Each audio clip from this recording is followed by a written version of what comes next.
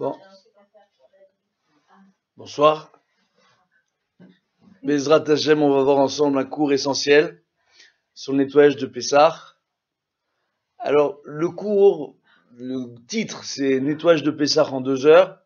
Réellement, le cours risque de durer 2 heures. Le nettoyage de Pessah, c'est en une demi-journée, voire un jour ou deux, qu'on peut arriver à le faire comme il faut. Si on suit le cours, et on va essayer de se simplifier la vie au maximum. Alors, c'est bien. C'est très bien ce que vous êtes en train de dire, Baruch Hashem, parce que on voit que dans la Kihila, d'accord, il y a un truc extraordinaire. Tous vos maris sont en panique ce soir, d'accord. Ils se disent comment elles vont rentrer nos femmes, est-ce qu'on va devoir prendre les balais, etc., etc. Et je me suis permis de leur faire allusion à une histoire connue. Il y a le Rav Ovadia Yosef, Zecher Tzadik le Kadosh Livracha, lorsqu'il était encore parmi nous avec son épouse, un jour il y a un grand Rav qui est parti lui rendre visite. Le grand rabbin d'Israël de l'époque, Ashkenaz, qui était le Rav Yonah Metzger, qui témoigne de cette histoire. Et lorsque le Rav Yonah Metzger était parti déjeuner en semaine chez le Rav Ovadia Yosef, ils ont discuté de différentes questions à la fin du repas, des questions de loi juive très importantes, à leur niveau à eux, Dieu bénisse. Et la rabbinite était fatiguée, donc elle a laissé la table en plan, et elle est partie se reposer, faire sa sieste. Et à ce moment-là, quand il termine le repas, et que la rabbine était déjà partie se reposer, après avoir fait Birkat Hamazon, bien sûr, et je le place au cas où, et qu'est-ce qui se passe?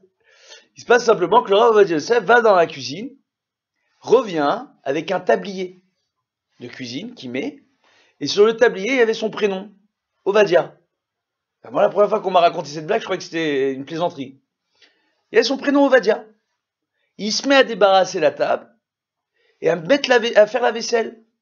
Le Rav Yonah Metzger qui dit, attends, un grand de la génération comme le Rav Ovadia Yosef, c'est pas Bitul Torah, pour lui, c'est pas une perte de temps, c'est pas une perte de Torah, pour lui, quand il écrit le moindre responsa en loi juive, ça a une influence pour tous les juifs à travers le monde entier. Il devrait pas perdre son temps à faire la vaisselle, ce Rav-là.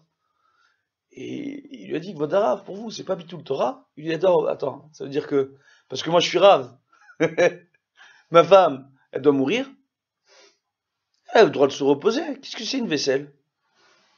Il est dit que le véritable Baal Chesed, où est-ce qu'on le voit? Le véritable miséricordieux, comme je l'ai dit à la fin du dernier cours, on le voit à la maison, avec sa femme et ses enfants. Pas avec les amis, pas avec les copains, pas avec les relations d'affaires. Ça, on sait faire les beaux gosses. Payer les belles choses, faire le beau, dire moi ma carte de crédit elle est super, il y a une super sécurité dessus, j'ai une super assurance, je peux payer plus de trucs que toi. Ils sont dans des concours, des fois les garçons, on se demande ce qui se passe entre eux. Ça n'a pas changé depuis la maternelle. Maintenant, ça change, les jouets changent avec le temps. Le problème qu'il y a, c'est qu'on voit que réellement, il y a une chose qu'il faut comprendre. Et ça, on va commencer comme ça, après on va entamer les halachot. L'homme et la femme sont totalement différents. Mais totalement. On voit qu'une femme juive, veille de Pessah, elle est capable de travailler, de s'occuper des enfants, et de porter toute la maison sur ses épaules, et de retourner toute la maison dans le moindre coin pour se débarrasser du moindre chametz. Il faut bien comprendre, il est rapporté dans la Gemara, dans la Kabbalah, que les lettres en commun entre l'homme et la femme, c'est le Aleph et le Shin.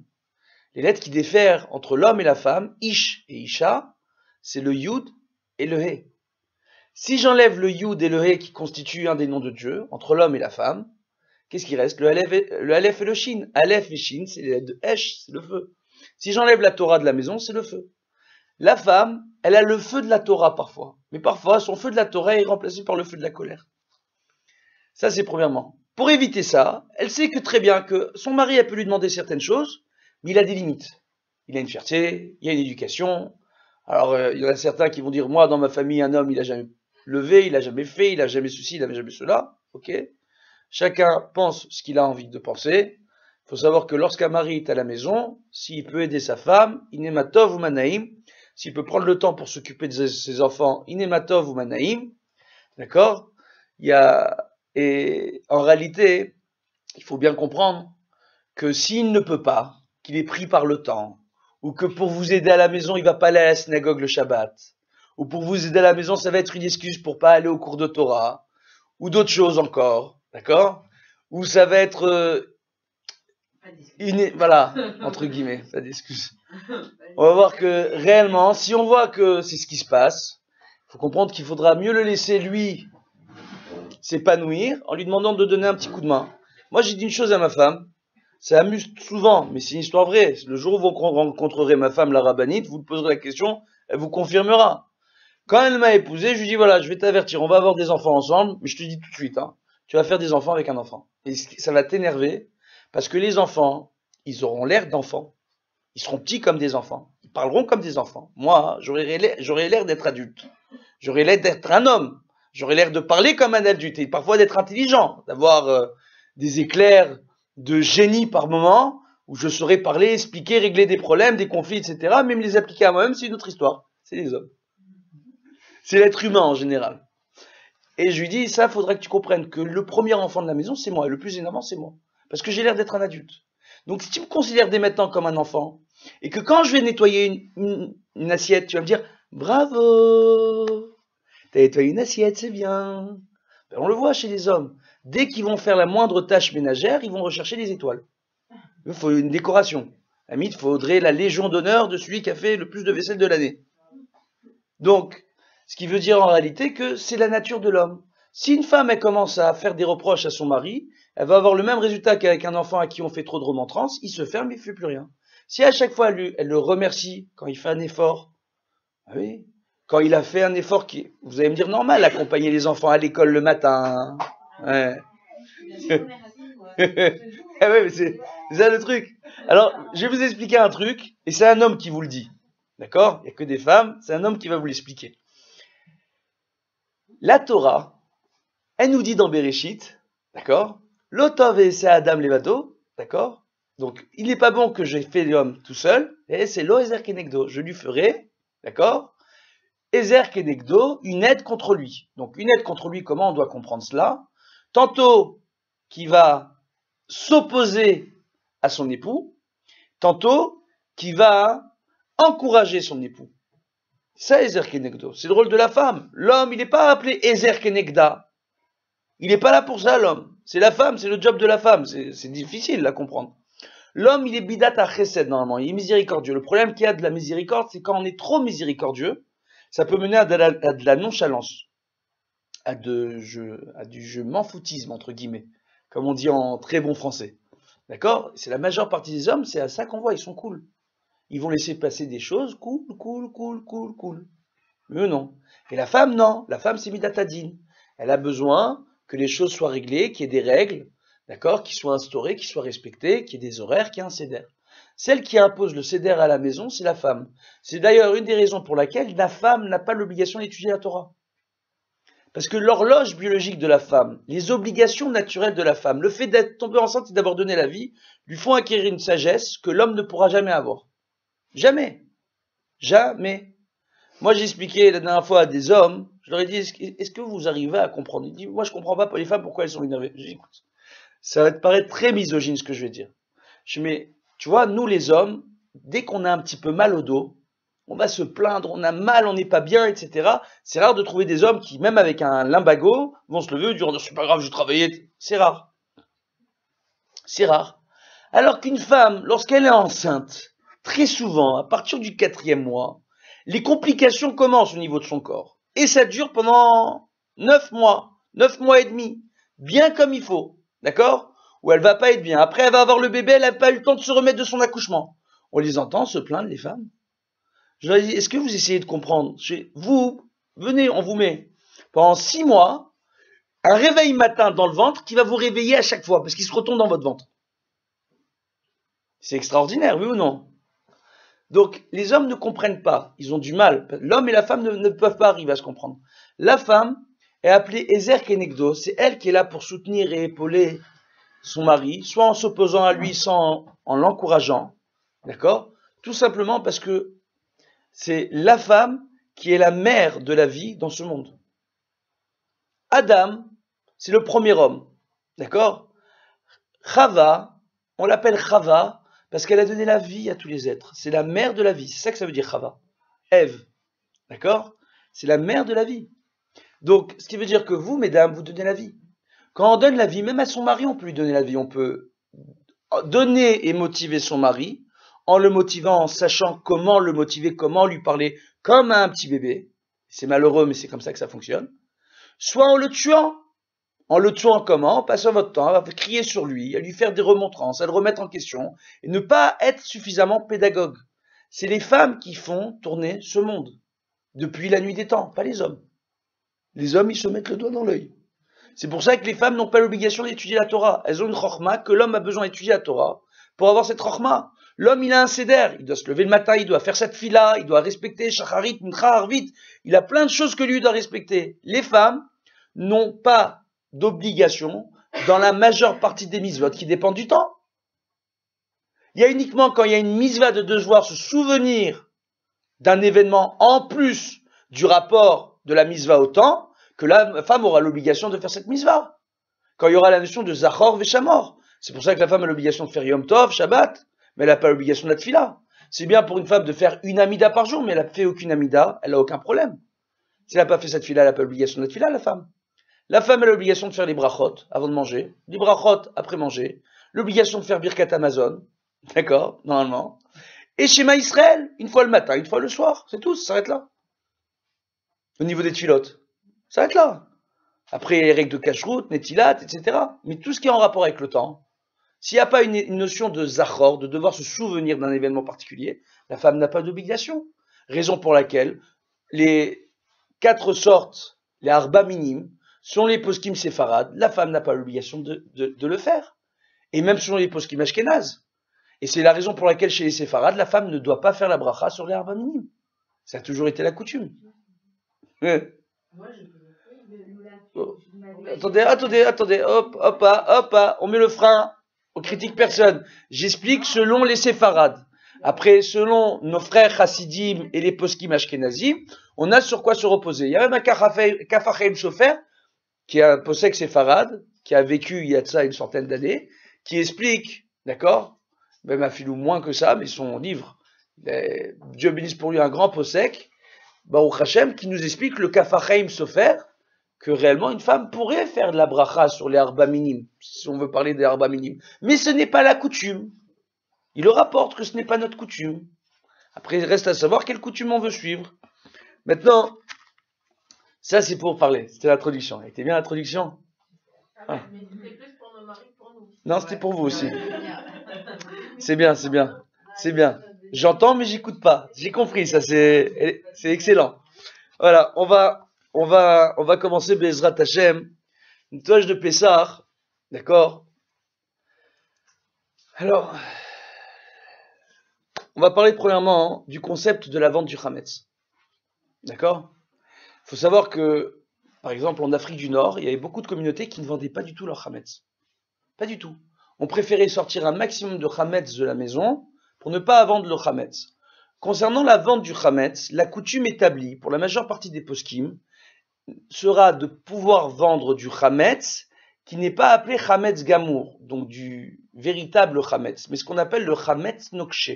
Ce qui veut dire tous les éléments et les aliments qui permettent de fabriquer du véritable Hametz. Exemple, la farine durant Pessah n'est pas appelée Hametz. La matzah est faite à partir de Hametz, je l'ai déjà rappelé la dernière fois. Maintenant, durant Pessah, on ne va pas utiliser la farine parce qu'une personne qui ne saura pas comment cuisiner sa farine durant Pessah risque de fabriquer du Hametz durant Pessah. Donc, potentiellement, la farine est appelée Hametz Nokshe. La farine, on peut la vendre à Pessah. Les gâteaux, le pain, etc., qui sont Hametz Gamour, on évitera de les vendre à Pessah. Les gens qui ont une quantité industrielle, d'accord, ou des gens très pauvres, pour qui ce sera très compliqué, on pourrait leur autoriser de vendre du Hametz Gamour. Mais c'est exceptionnel. Ce sont certaines coutumes, on retrouve cela. Pour nos frères chassidim, par exemple, d'accord, ils ont cette coutume parce qu'il faut savoir qu'en Europe de l'Est, à leur époque, c'était très compliqué après Pessah de retrouver du Hametz. Et la coutume est restée. Mais réellement, la coutume établie dans tout le clan d'Israël, quand on a, avec une grande facilité, la possibilité de se fournir du Hametz, et de consommer au maximum son Hametz en Pessah, et de garder les petites quantités qui restent de Pessah débrûlées.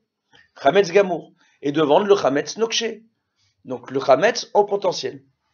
D'accord? Maintenant, Nokché, c'est quoi? C'est que quand il y en a beaucoup?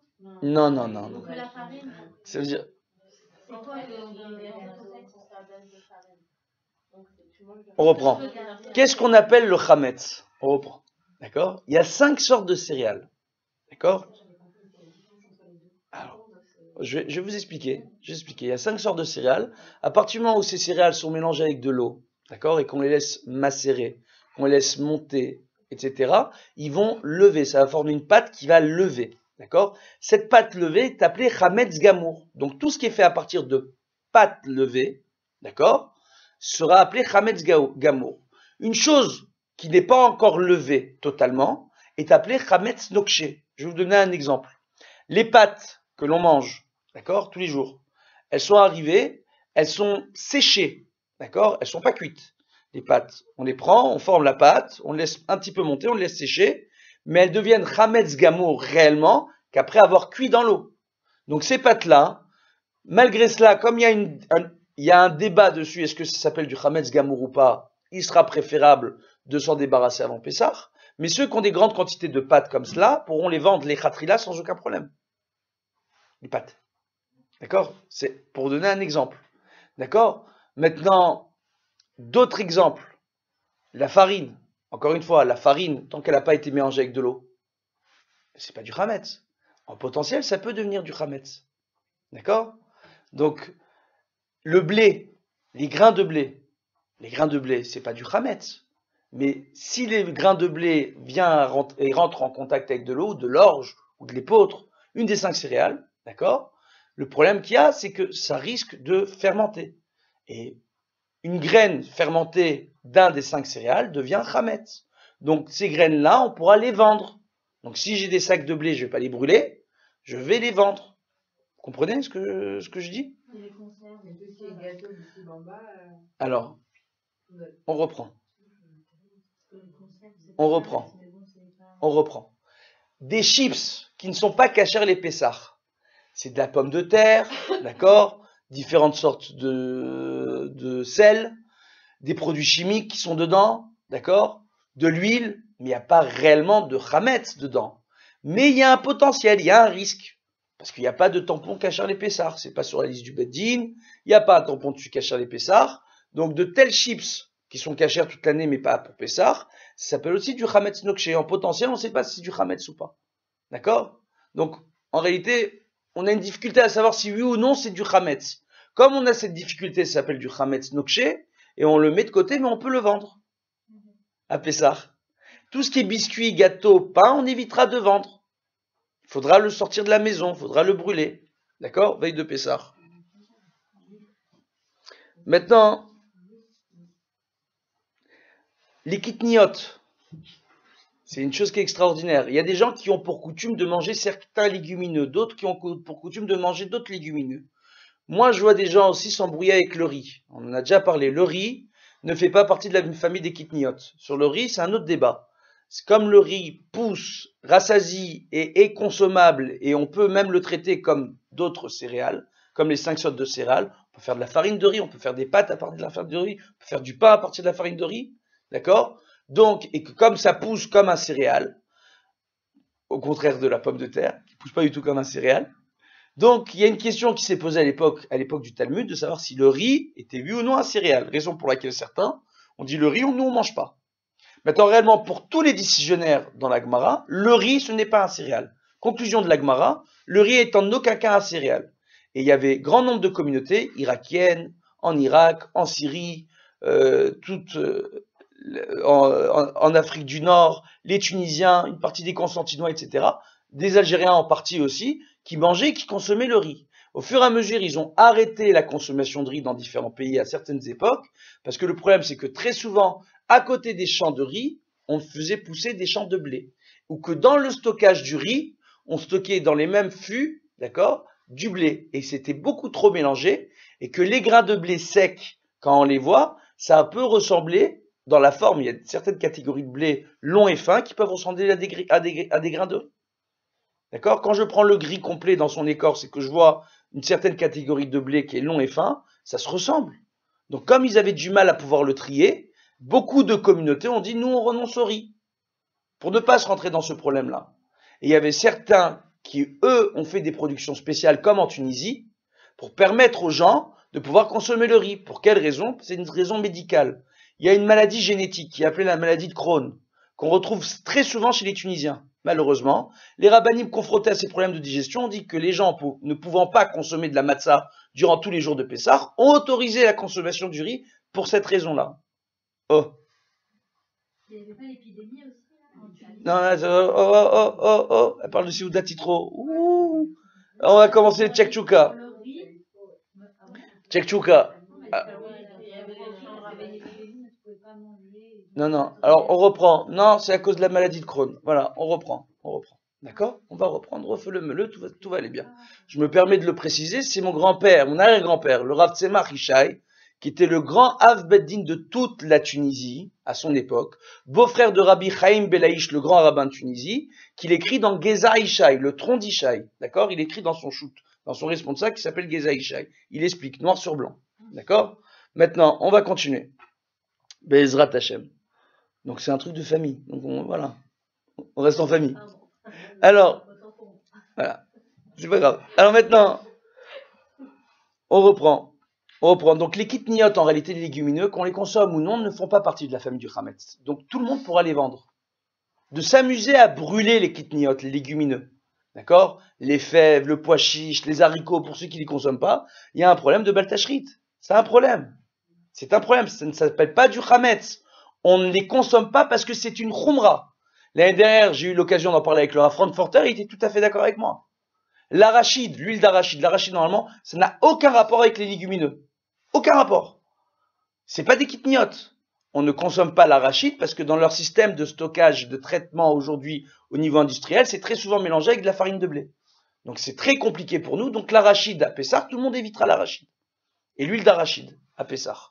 Mais à l'époque, le Rav Rothenberg, le père du Rav Rothenberg actuel, beau-père du Rav Katz, qui a fondé la yeshiva de Pavé, à Paris, lui avait sorti à l'époque une huile d'olive d'arachide cachée à les Pessah. Il avait fait une production spéciale.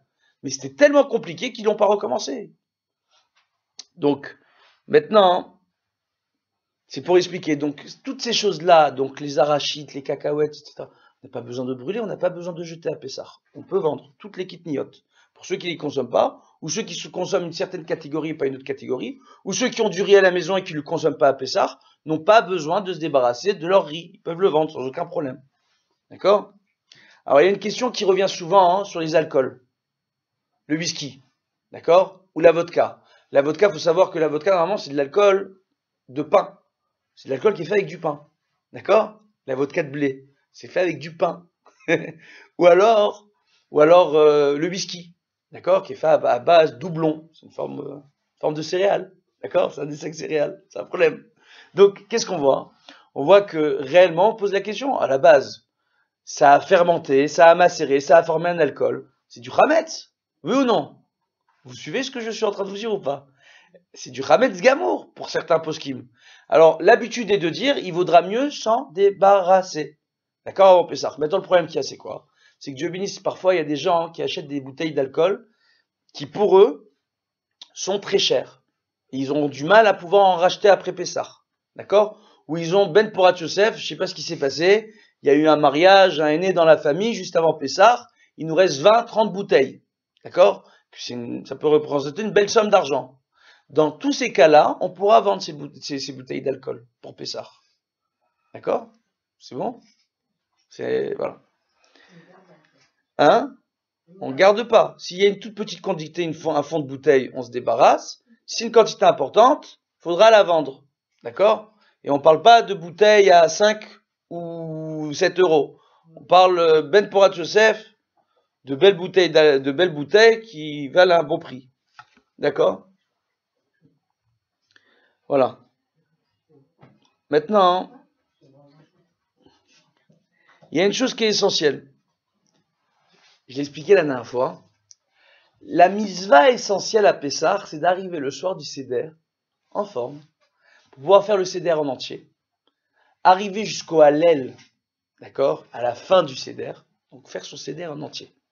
Le problème, très souvent, c'est que les femmes, jusqu'à la dernière minute, elles courent, elles font le ménage, elles sont fatiguées, elles vont utiliser des produits dangereux, voire toxiques, elles mettent des gants, elles mettent pas de gants, très souvent elles ont les mains irritées, elles arrivent le soir du seder, fatiguées, irritées, d'accord? Elles n'ont pas le temps d'écouter le seder en entier, elles doivent s'occuper des enfants, etc., etc. Elles sont pas concentrées dans le truc du seder. Elles ratent l'essentiel de la mitzvah. L'essentiel de la mitzvah, c'est d'arriver, de prendre le temps, d'être bien prête avant Pessah, pour pouvoir bien se reposer veille du seder, pour arriver le soir du seder en forme. Oh. C'est un rêve, mais c'est possible, faut y arriver. Faut se l'imposer. D'accord? Non. Ce que j'essaye de vous expliquer, c'est quoi en réalité? Pour seul exemple, la consommation de la matzah est d'ordonnance thoraïque le soir du seder de Pessah, le premier soir du seder. Tous les autres soirs de Pessah et tous les autres repas, quand on va manger de la matzah, la mitzvah devient d'ordonnance rabbinique. Ce qui veut dire que le premier soir, ces bouts de matzah qu'on mange le soir du seder sont l'essentiel de la mitzvah. Vous comprenez ce que je suis en train de vous dire ou pas? D'accord? À un tel point qu'on n'a pas l'obligation de manger de la matzah tous les autres soirs de Pessah et à tous les repas de Pessah, on n'a pas l'obligation. Mais quelqu'un qui n'a pas consommé la matzah et qui n'a pas consommé tout ce qui doit être consommé le soir du seder n'est pas acquitté de la mitzvah. Oh. Oh. Comprenez ce que je suis en train de vous dire? Donc c'est des choses qui sont extrêmement importantes. D'arriver le soir du seder en forme pour faire tout le seder ensemble, pour pouvoir dire les mots, pour pouvoir dire matzah, Pessah, d'accord, maror. On dit que quelqu'un qui n'a pas dit ces trois mots-là et qui n'a pas fait ce qu'il faut avec ces trois mots-là, entre guillemets, d'accord, durant le seder, ne sont pas acquis de la mitzvah. Et la femme a l'obligation de ces mitzvot-là, le soir du seder. Donc c'est un point qui est important. Maintenant, pour bien comprendre le ménage de Pessah, il faut faire la distinction entre ce qu'on appelle le vital et le reste. Ce qu'il faut faire réellement et ce qu'on veut faire en plus. Maintenant, très souvent, on n'a pas les outils pour savoir comment faire la différence. Premièrement, il y a une chose dans laquelle tout le monde se fait avoir. Il y a des gens aujourd'hui, pour faire le ménage, qui vont acheter des petits gants, d'accord, à usage unique. Et ils vont mettre leurs petits gants comme ça pour faire le ménage. Ces gants, très souvent, ont de la poudre à l'intérieur. Cette poudre-là, très souvent, c'est de la farine de blé. Ce qui veut dire que nous, on va prendre des gants pour tout nettoyer. Hein? Non, très souvent, dans ce talc-là, il y a de la farine de blé. Très souvent. Donc, c'est pour ça qu'il sera fortement recommandé, soit de prendre des gants sans poudre, ça existe, d'accord, sans talc, sans poudre, soit de prendre des gants cachers les Pessah, avec la poudre. Parce que les gants sans poudre, malheureusement, on est appelé à transpirer dedans, ça peut vous irriter les mains, d'accord? Soit de prendre des gants cachers les Pessah, pour ceux qui veulent utiliser le gant Chad Pe'ami. Sinon, il y a le grand classique, les grands gants, que tout le monde connaît, hein, pour faire la vaisselle, et avec ça, on peut y aller. Bref. Donc, ça, c'est premièrement. D'accord? Il faut faire très attention. Après, les habits. D'accord? Comment on cachérise les habits? Alors, on peut, si on a besoin, par exemple, je vais le réexpliquer. Je l'ai expliqué la dernière fois. Dans la majeure partie des vêtements pour adultes, d'accord, on ne va pas trouver trop souvent de grandes quantités de chametz. Selon le sens strict de la loi, on n'a pas besoin de nettoyer ces vêtements-là, à partir du moment pour les séfarades, d'accord? Après, il y a des chumrot pour nos frères ashkénazes, pour les séfarades. On n'a pas l'obligation de nettoyer tous ces vêtements-là, à partir du moment où on est sûr et certain que si on prend toutes les miettes qui sont dans tous les vêtements que l'on a à la maison, on ne va pas trouver 30 grammes de miettes de pain ou de chametz gamour consommables. C'est très rare, hein, je vous dis la vérité, dans les vêtements pour adultes. En général, le problème, ça se pose plus avec les enfants. Leur manteau, leur cartable, c'est Dieu bénisse. C'est là-bas. La guerre, c'est là-bas que ça se passe. C'est sur ces vêtements-là qu'il faut se concentrer. Maintenant, comment faire? C'est très simple. Pessah, ça dure pas toute l'année. Il n'y a pas besoin de nettoyer tous les vêtements. On sélectionne les vêtements que l'on veut que nos enfants portent pour Pessah. Les vêtements en question, on les nettoie, on fait attention, etc. Les autres, on les met dans un placard de côté.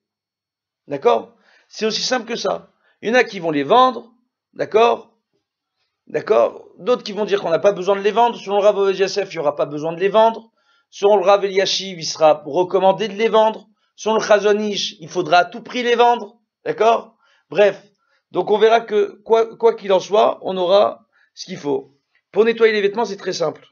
On nettoie le vêtement, on retourne les poches et les ourlets. D'accord? Après, c'est tout ce qu'il y a à faire. on retourne les poches et les ourlets, et on nettoie le vêtement à la machine à laver. Pas besoin de plus que ça. À partir du moment où ça passe à la machine avec la lessive, c'est dénaturé. C'est simple. Oui ou non? Il n'y a pas besoin de lessive cachère les pessards. Voilà. Ok? Faudra juste vérifier que la lessive soit sans amidon. Ok? La majeure partie des lessives n'ont pas d'amidon. Donc, voilà. Maintenant, après, il y a des vêtements qui n'ont pas besoin d'être nettoyés à la machine. Il faudra juste les vérifier et vêtements brosser éventuellement. D'accord? Le vêtement ou dans les poches, retourner, brosser un peu. Quand on retourne la couture, brosser avec les mains ou avec une petite brosse pour enlever les miettes. Shalom à l'Israël. Ça, c'est fini. D'accord? Donc, vous devez voir pour les vêtements pour enfants. Les vêtements pour adultes, en général, ils sont beaucoup moins problématiques. Maintenant, ceux qui veulent être mahmerim, Tavo aleim abracha, d'accord? Se reviendra la bénédiction. S'ils veulent vérifier tous les vêtements, inematov ou manaïm, mais il sera beaucoup plus simple de vérifier uniquement la quantité de vêtements qu'on a l'intention de porter à Pessah, d'accord? De vérifier ces vêtements-là et tous les autres de les vendre pour Pessah. C'est simple. Pas compliqué. D'accord? Maintenant, on va parler des livres. Les livres, c'est quelque chose d'extraordinaire. Il y a les livres de cuisine, très souvent, qu'on utilise toute l'année. Il y a des personnes qui veulent utiliser ces livres durant Pessah, mais ils sont toute l'année dans la cuisine. Donc il faudra prendre ces livres, les vérifier feuille par feuille, nettoyer, d'accord, le livre si besoin, vérifier feuille par feuille pour enlever les miettes. Une fois que cela est fait, le livre pourra être utilisé à Pessah sans aucun problème. La même chose pour les Sidurim et les Birkonim. Pour être sûr de ne pas vouloir se prendre la tête, il vaudra mieux avoir des birkonim, c'est-à-dire des petits livres. On fait birkat Amazon. Je sais pas, quand vous allez au mariage, on vous distribue des petits livres pour faire birkat Amazon.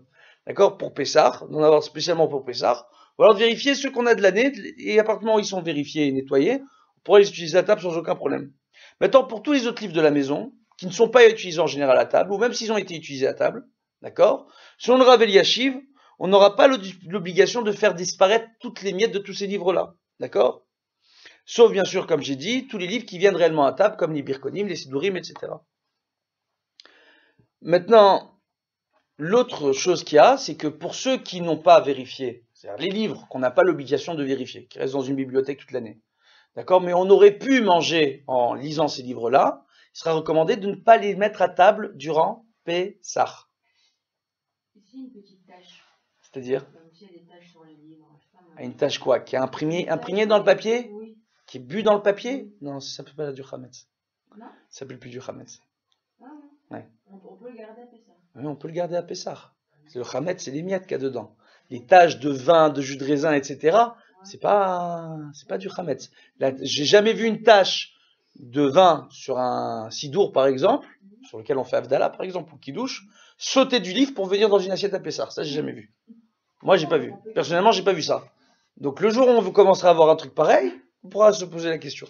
Voilà. Maintenant, c'est pour vous expliquer, en fait. Je plaisante, mais c'est pour vous expliquer réellement quel est le problème. Les miettes, elles risquent de passer dans votre assiette. Les taches de vin et de jus de raisin, non. Il n'y a pas de problème en soi. D'accord? Maintenant, d'accord? Selon le Chazon-Ish, tous les livres de la maison, Chazon-Ish, d'accord? Ben Porat Yosef, il faudra vérifier tous les livres de la maison, page par page. Les livres qui ne sont pas vérifiés, il faudra les vendre. Nous, en tant que séfarades, s'il n'y a que des séfarades ici, il n'y a aucune raison de suivre l'avis du Chazon-Ish. Celui qui veut le suivre, c'est une très bonne chose. Il se rajoute du mérite, sans aucun doute. D'accord? Mais on n'a pas l'obligation. C'est pas quelque chose d'obligé. Il faut savoir que c'est ce qu'on appelle une khumra, une mesure de grande piété, en bon français. Voilà. Pour les jouets. J'ai entendu la tannée. C'est le truc. Moi, je dis à ma femme chaque année, laisse-moi, je nettoie les jouets. Attendez, je veux dire, je reste un homme, hein, quand même. Attendez. Alors maintenant, Baruch Hashem, je vais vous expliquer les jouets. Pourquoi? Les jouets, on sélectionne les jouets avec lesquels les enfants vont vouloir jouer à Pessah. Ben Porat Yosef, surtout quand on est des petits, ils mangent avec leurs jouets, ils font tout avec les jouets. Donc c'est clair que les jouets, c'est bourré de Hametz. Maintenant, les jouets, c'est très simple. Tous les jouets qui ne sont pas électroniques, qui ne sont pas électriques, qui ne sont pas à pile, on prend tous ces jouets-là, on remplit sa baignoire d'eau et de lessive, ou de savon, et on passe tous les jouets les uns après les autres. Aussi simple que ça.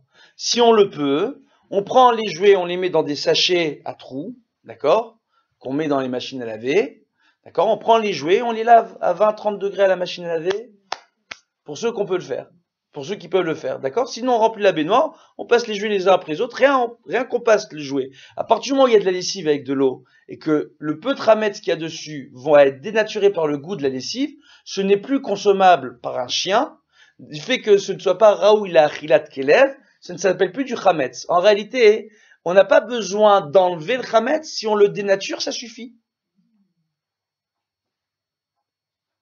Compris ou pas? Donc c'est pas aussi compliqué que ça. D'accord? Ça c'est premièrement. Et pour tous les jouets qui sont électroniques, ou à pile, ou comme vous voulez, ou électriques, alors on peut pas les mettre dans la baignoire avec de l'eau, ni dans la machine à laver. Alors on prendra avec du produit, d'accord, du produit à vitre, ou n'importe quel produit qui va dénaturer le Chametz, on mettra dessus, on passera un coup de chiffon, pas besoin de faire briller ni de que ce soit nickel, pour nettoyer le jouet, et qu'il ait l'air, au Hachem. Maintenant, il vaudra mieux éviter de mettre à même le produit à même des jouets s'ils sont vraiment électriques et électroniques, s'ils peuvent pas résister à un jet, à un petit spray de produit à vitre, d'accord, et mouiller son chiffon et passer le chiffon sur le jouet. C'est aussi simple que ça. Après, pour tout ce qui est cosmétique, maquillage, on peut ou pas? En dehors du rouge à lèvres, d'accord, ou des baumes pour les lèvres, il n'y a aucun problème, d'accord? C'est une khumra de prendre des produits cosmétiques kasher les Pessah. Il n'y a aucun problème avec les produits, avec le maquillage, les fonds de teint, etc. Aucun problème à Pessah. Aucun. On n'a jamais vu un animal, un chien, manger du fond de teint. D'accord? Et même si dedans il y a de la poudre, et même il y a du talc, et même il y a de la farine, et tout ce que vous voulez, ce n'est plus consommable. Il n'y a aucun problème. C'est une khumra. Le véritable problème, c'est sur le rouge à lèvres. D'accord? Il faut vérifier les compositions. Voilà. Je ne sais pas si ici il y a une liste. En Israël, on a une liste des produits cosmétiques autorisés, entre guillemets, pour les rouges à lèvres et les baumes pour les lèvres. Ici, à mon avis, baume pour les lèvres, il y a. Pour les rouges à lèvres, je ne sais pas. Il y a même pour le blush, pour tout. Alors, Baruch Hashem, voilà. Au moins, je vous le dis, c'est une khumra pour tout. D'accord? Au moins, on vous explique. La halakha, après, voilà. Alors,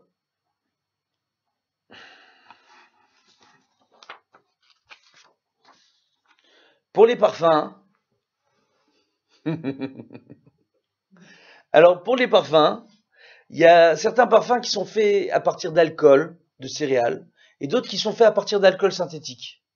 D'accord?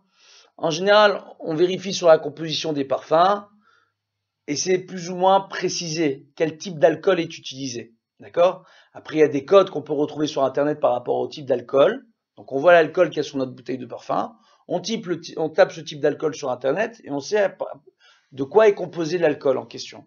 Ainsi, on pourra voir si c'est un alcool synthétique. Si c'est un alcool synthétique, le parfum n'a aucun problème. Si l'alcool fait à partir de céréales, ça peut être problématique. Il vaudra mieux éviter de l'utiliser à Pessah. Il sera même recommandé de le vendre pour Pessah. Attendez, je peux me permettre, pour les séfarades, je peux? Est-ce que je peux? Non, mais attendez. Laissez-moi, soyez cool. Ça va aller, Bezrat Hashem. Pour les séfarades, il faut savoir qu'il n'y a pas de raison d'être mahmir dans le parfum. Que le parfum pourra être mis, mais qu'il faudra éviter à ce que ce parfum-là rentre en contact. Vous êtes avec moi ou pas? Bon, alors, ouais, il y a des khumrot chez les séfarades, je vous dis même pas. Hein. D'accord? À Pessah, c'est plutôt cool les séfarades. Il y a d'autres choses pour lesquelles vraiment c'est beaucoup moins cool cette séfarade. Donc, Baruch Hashem, c'est un équilibre. Il est dit dans Masechet Betzah que celui qui fait toutes les coulottes, qui cherche toujours la facilité dans la halakha, est appelé Racha, c'est un mécréant. Celui qui cherche toutes les khumrot, qui veut toujours être très pointillé et faire le top du top dans la halakha, est appelé un idiot. D'accord? Il faut toujours un juste équilibre entre les deux. Donc c'est pour ça que dans les différentes coutumes, il y a des points où certains sont plus cool sur certaines choses que d'autres. D'accord? Voilà. Et d'autres points, on va être certains plus pointilleux que d'autres. Ça crée un équilibre dans le clan Israël. Donc, on voit que pour les séfarades, il n'y a pas de raison réellement d'être mahmir au niveau du parfum. Il faudra juste éviter à ce que le parfum rentre en contact avec la bouche et la nourriture. D'accord? Surtout la nourriture à chaud, ça c'est un gros problème. On vous expliquera après. D'accord? Pour les médicaments, excusez-moi. Pour les médicaments, tous les médicaments qu'on avale, comme les gélules, d'accord?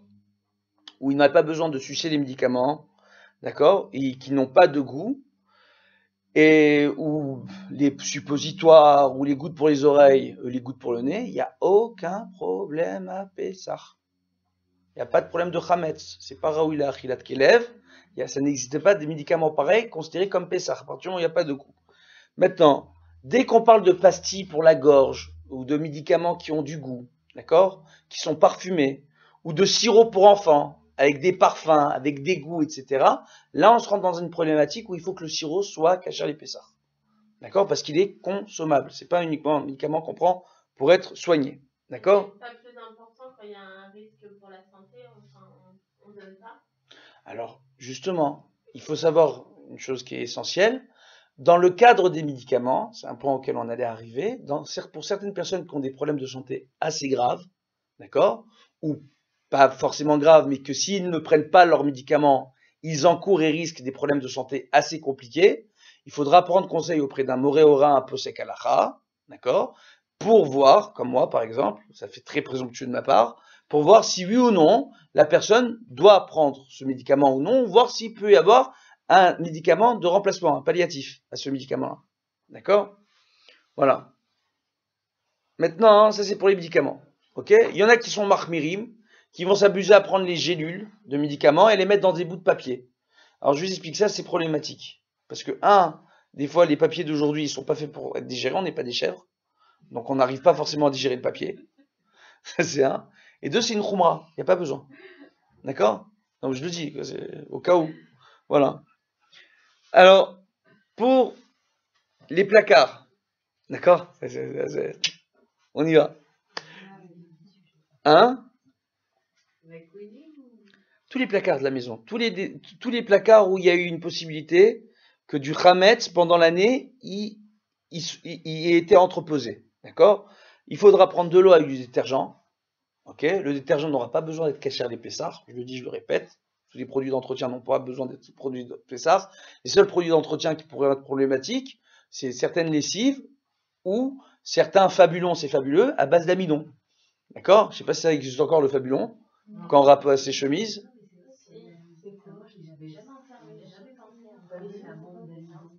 C'est un problème. Cette bombe d'amidon là, elle doit être, c'est du Chametz Gamour. Chametz Gamour. D'accord? Est-ce que le chien va manger la bombe d'amidon? Pardon? Le chien va pas manger la bombe d'amidon? Non, mais c'est consommable. C'est consommable. C'est consommable. Cet amidon-là sous forme liquide est consommable. D'accord? Donc c'est du Chametz Gamour. Ok? À un tel point que le Ben Ishraï, vous avez entendu parler du Rav Yosef Chaim? Hein? Ça vous rappelle quelque chose, Yosef Chaim? Alors, le Rav Yosef Chaim, qui était grand rabbin d'Irak, rapportait qu'un homme durant Pessah devra faire attention si ses tzitziot, les tzitzit, sont amidonnés. Alors je vais vous dire un truc de religieux, vous n'êtes pas forcément au courant, mais les hommes religieux qui ont des tzitzit, ils doivent éviter à ce que leurs tzitzit au moment où ils vont aux toilettes rentrent en contact avec des parties qui doivent être recouvertes, d'accord, durant toute l'année. Donc ils doivent prendre leurs tzitzit, les prendre et éventuellement les recouvrir avec leur chemise pour pouvoir s'asseoir, d'accord, sur la cuvette des toilettes. Ils ont une tendance, c'est le Ben Ishraï qui en parle, moi je vous en parle, vous avez toutes des fils, non? Quand ils vont aller aux toilettes, Bezrat Hashem, ça va venir. Alors Bezrat Hashem, très bientôt, vous allez voir un petit garçon en bonne santé, il va vouloir mettre des tzitzit, il faudra lui expliquer ça pour Pessah. Bezrat Hashem, qu'est-ce qui se passe? Les tzitzit, il y a beaucoup d'hommes qui ont pour tendance de prendre les tzitzit et les mettre entre les dents. D'accord? Pour pouvoir se débarrasser, baisser leurs pantalons et se mettre sur la cuvette. D'accord? Bon, parce il est rapporté dans la halacha que même aux toilettes, lorsqu'on va faire ses besoins, je sais que ça devient complètement dingue, il faut rester pudique. Ah, moi je parle de tout. Ouais, mais, vous savez, non, je parle pas loin. Je vais vous expliquer. Yaakov Avinu, lorsqu'il est arrivé chez Lavan, j'aime bien l'appeler Lavan, c'est une vanne. Alors Yaakov Avinu, quand il est arrivé chez Lavan, d'accord, La première chose qu'il lui a demandé, il lui a demandé sa fille, Rachel, en mariage, en lui disant, je veux faire des enfants. On pose une question extraordinaire dans les commentateurs, on se dit, attends, le type, il arrive chez son oncle, il dit qu'il veut épouser sa cousine pour faire des enfants. Direct. C'est vraiment pas pudique. C'est comme si, imaginez, votre mari, quand vous l'avez présenté à votre père, il arrive, il dit, bonjour monsieur, je veux enfanter. D'accord? Je veux procréer. Donc, votre fille, excusez-moi, comme vous avez procréé votre fille avec votre femme, je veux procréer avec votre fille. Ça se fait? Ça passe. Alors, on pose la question sur Yaakov, on dit, mais qu'est-ce que c'est cette histoire? Yaakov Avinu. Yaakov Avinu. On dit, non, Yaakov Avinu, lui, il a vu que la mitzvah. Lui, il a pas vu le mal en ça. Il a vu la mitzvah. Donc, quand on parle de la façon dont il faut aller aux toilettes, faut pas voir le côté pipi caca de la maternelle. Bon, mais j'explique une chose. Le Ben Ishraï, non, j'ai pas perdu. On revient, revenez. Voilà, on se rassemble, ça va aller, Bezrat Hashem. On voit que le Ben Ishraï, en réalité, nous rapporte qu'un homme, si ses titiotes sont abidonnés, il devra éviter de les mettre entre ses dents au moment où il va aller aux toilettes, de les porter à sa bouche. D'accord? Il doit éviter cela, à tout prix. Pourquoi? Parce qu'il y a des midons dans le tissu. Un tissu amidonné, c'est un problème. Il est rapporté qu'une personne qui ne consommera pas la moindre miette de Chametz durant Pessah, si elle est dans une dynamique de vouloir ne pas fauter, elle ne fautera pas de l'année. Oh! Mais il faut être dans la dynamique de ne pas vouloir fauter. D'accord? Eh ouais. Bah, au Hachem, on le sait. Alors maintenant, qu'est-ce qu'on voit? On voit, bah, au Hachem, que, donc, pour les placards, il suffira de prendre de l'eau avec des détergents, pas besoin de frotter comme des dingues. D'accord? À partir du moment où on a passé l'eau avec le détergent, tout ce qui est dedans est dénaturé. Si réellement on voit des miettes accrochées, etc., on les enlève. Mais si c'est juste, on va frotter jusqu'à que ça brille, pas besoin. On a passé un coup l'eau avec le détergent, ça suffit, ça a dénaturé. Shalom à l'Israël. Oh! Oh! Oh! Vous avez compris ou pas? Après, il y a les femmes, Dieu bénisse, qui ont envie, justement, c'est le nettoyage de printemps, elles veulent que toute la maison brille dans le moindre coin, c'est la bonne excuse, c'est la bonne occasion. Mais il faut savoir que vous allez vous tuer la santé pour rien, et que vous n'aurez pas accompli la mitzvah, et que vous risquez à cause de cela d'annuler la mitzvah la plus importante de Pessah, qui est le premier soir du Seder. Moi, je vous le dis entre nous. Ok? Donc, le nettoyage de printemps, faut peut-être le faire par échelon. D'accord? Pas besoin de tout faire pour Pessah. Donc, ça suffit de l'eau, du détergent, on frotte. D'accord? Pas besoin de tout enlever. À partir du moment où c'est dénaturé, shalom à l'Israël. Mieux que ça, les rails des fenêtres. Il y en a qui ont leurs enfants, très souvent, qui mangent aux fenêtres. D'accord? Et qui ont des fenêtres coulissantes. Alors, il y a des gens qui viennent et qui vont démonter le rail de la fenêtre, et qui vont aspirer, et qui vont... Il faut vous calmer. Vous passez un coup d'aspirateur dans le rail. D'accord? Vous prenez le pchip-chit avec le produit. Pchip, chip, chip, chip, chip, chip, chip, chip, chip. Vous frottez même pas. C'est fini. C'est plus du chametz. Oui. Non, mais par exemple, la voiture, c'est très difficile à nettoyer. Ah. Moi, c'est un coup d'aspirateur. Pchip, chip, chip, chip, chip, chip, chip. Voilà, alors je mets du Pchip, chip. et je le vois encore, il en reste. Non, ça s'appelle plus du chametz. Qu'est-ce que vous voyez? Vous voyez quoi? Les petites miettes, les tout petits trucs. Hein? Pchip, chip. Ça s'appelle plus du chametz. Hein? Pchip, chip. Pchip, chip. Pchip, chip. Hein? Non, vous enlevez. Oui, on l'enlève, mais qu'il y a la trace encore. Ben, vous avez bien nettoyé, vous mettez le produit, après il y a une tache, c'est pas grave. Tache, moustache. Pchip, chip, il n'y a pas de problème. D'accord? Voilà. C'est bon? Hein? Pardon? Pchip, chip. Je pchite et c'est tout. Ah ouais. Même si je le vois, la miette, et je peux pas la tête. Merci, monsieur le rabbin. Merci, monsieur le rabbin. Et voilà. Alors, on continue.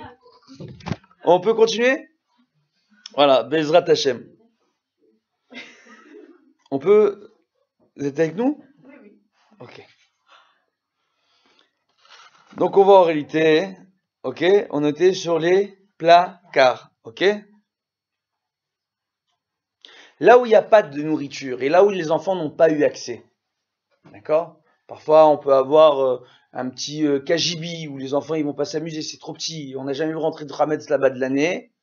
Ben, on nettoie très légèrement. On n'a pas besoin de tout nettoyer de la façon la plus sévère qu'il soit, on peut se montrer plus indulgent à ce niveau-là, d'accord? Pas besoin, là où il n'y a pas de rametz qui rentre, il n'y a aucune chance que les enfants aient accès à ces endroits-là, pas besoin de nettoyer, d'accord? Maintenant, tout ce qui est lustre, rideau, volet, oh, les lustres, accrochés. Hein, vous avez un lustre dans votre cuisine? Oui ou non? Bon, d'accord? Il n'y a pas d'obligation de les nettoyer. Les lustres, les rideaux, les volets. Hein? Oui. D'accord? Bon, il faudra nettoyer les volets des rails et des fenêtres, ça oui. On nettoie les volets des rails et des fenêtres à cause des enfants qui nettoient, qui peuvent manger aux fenêtres. Maintenant, on aspire un coup et on met du produit pour le reste et c'est fini. Shalom à Israël. Ok? Maintenant, pour la cuisine. Ok?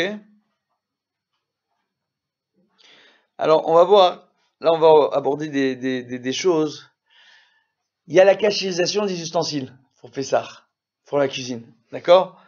Alors, moi, en général, je recommande aux gens de ne pas s'abuser à cachériser leurs produits électroménagers.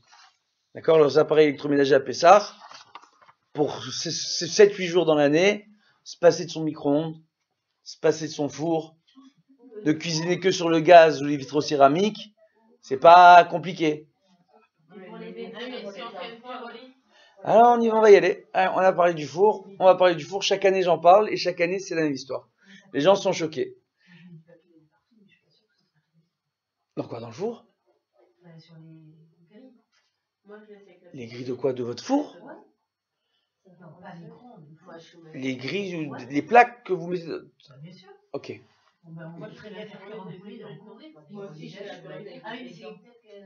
Alors, on va y aller. Parce que là, excusez-moi, on va y aller. On va vraiment y aller.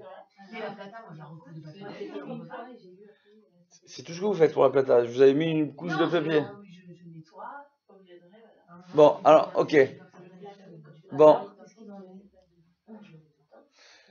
Alors, on y va. Bezrat Hashem. Ça fait 50 minutes le chiour. D'accord? C'est un chiour qui dure 2 heures, normalement.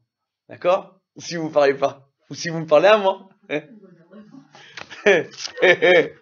Alors, maintenant, on y va. Bezrat Hashem. On voit que pour les produits électroménagers, moi, c'est le conseil que je donne. D'accord?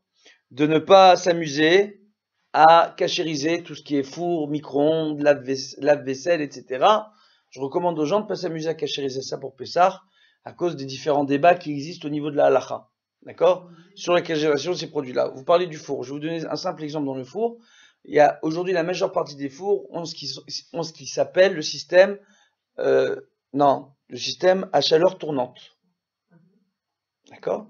C'est quoi le système à chaleur tournante? À l'arrière du four, vous avez un système d'hélice. Dans la majeure partie du cas, il n'y a pas un filtre devant l'hélice. Donc on voit clairement l'hélice qui aspire l'air ou qui va diffuser l'air, entre guillemets. Dans ce système d'hélice, très souvent, il y a les miettes des aliments qu'on consomme durant l'année qui passent dans le système d'aération. À l'arrière de tous ces fours aujourd'hui, on a du polystyrène et du papier inifugé. C'est du papier aluminium, c'est pas exactement, c'est du tissu aluminium, on va dire plutôt, d'accord, qui ressemble trait pour trait au tissu inifugé que mettent les pompiers pour entrer dans le feu. D'accord? Pour préserver les systèmes électriques qui sont à l'arrière du four. Parce que lorsqu'on fait une pyrolyse, un four première génération pyrolyse, c'est 400-500 degrés. Aujourd'hui, on a des fours pyrolyse qui arrivent à des températures 600-700 degrés, c'est énorme. D'accord? Au bout d'une heure et demie, à la base, c'est une température de 400-500 degrés, mais quand la chaleur se cumule, on arrive à des températures extrêmes. S'il n'y avait pas ce papier et ce polystyrène à l'arrière de votre four, vos fils électriques seraient en train de fondre. D'accord?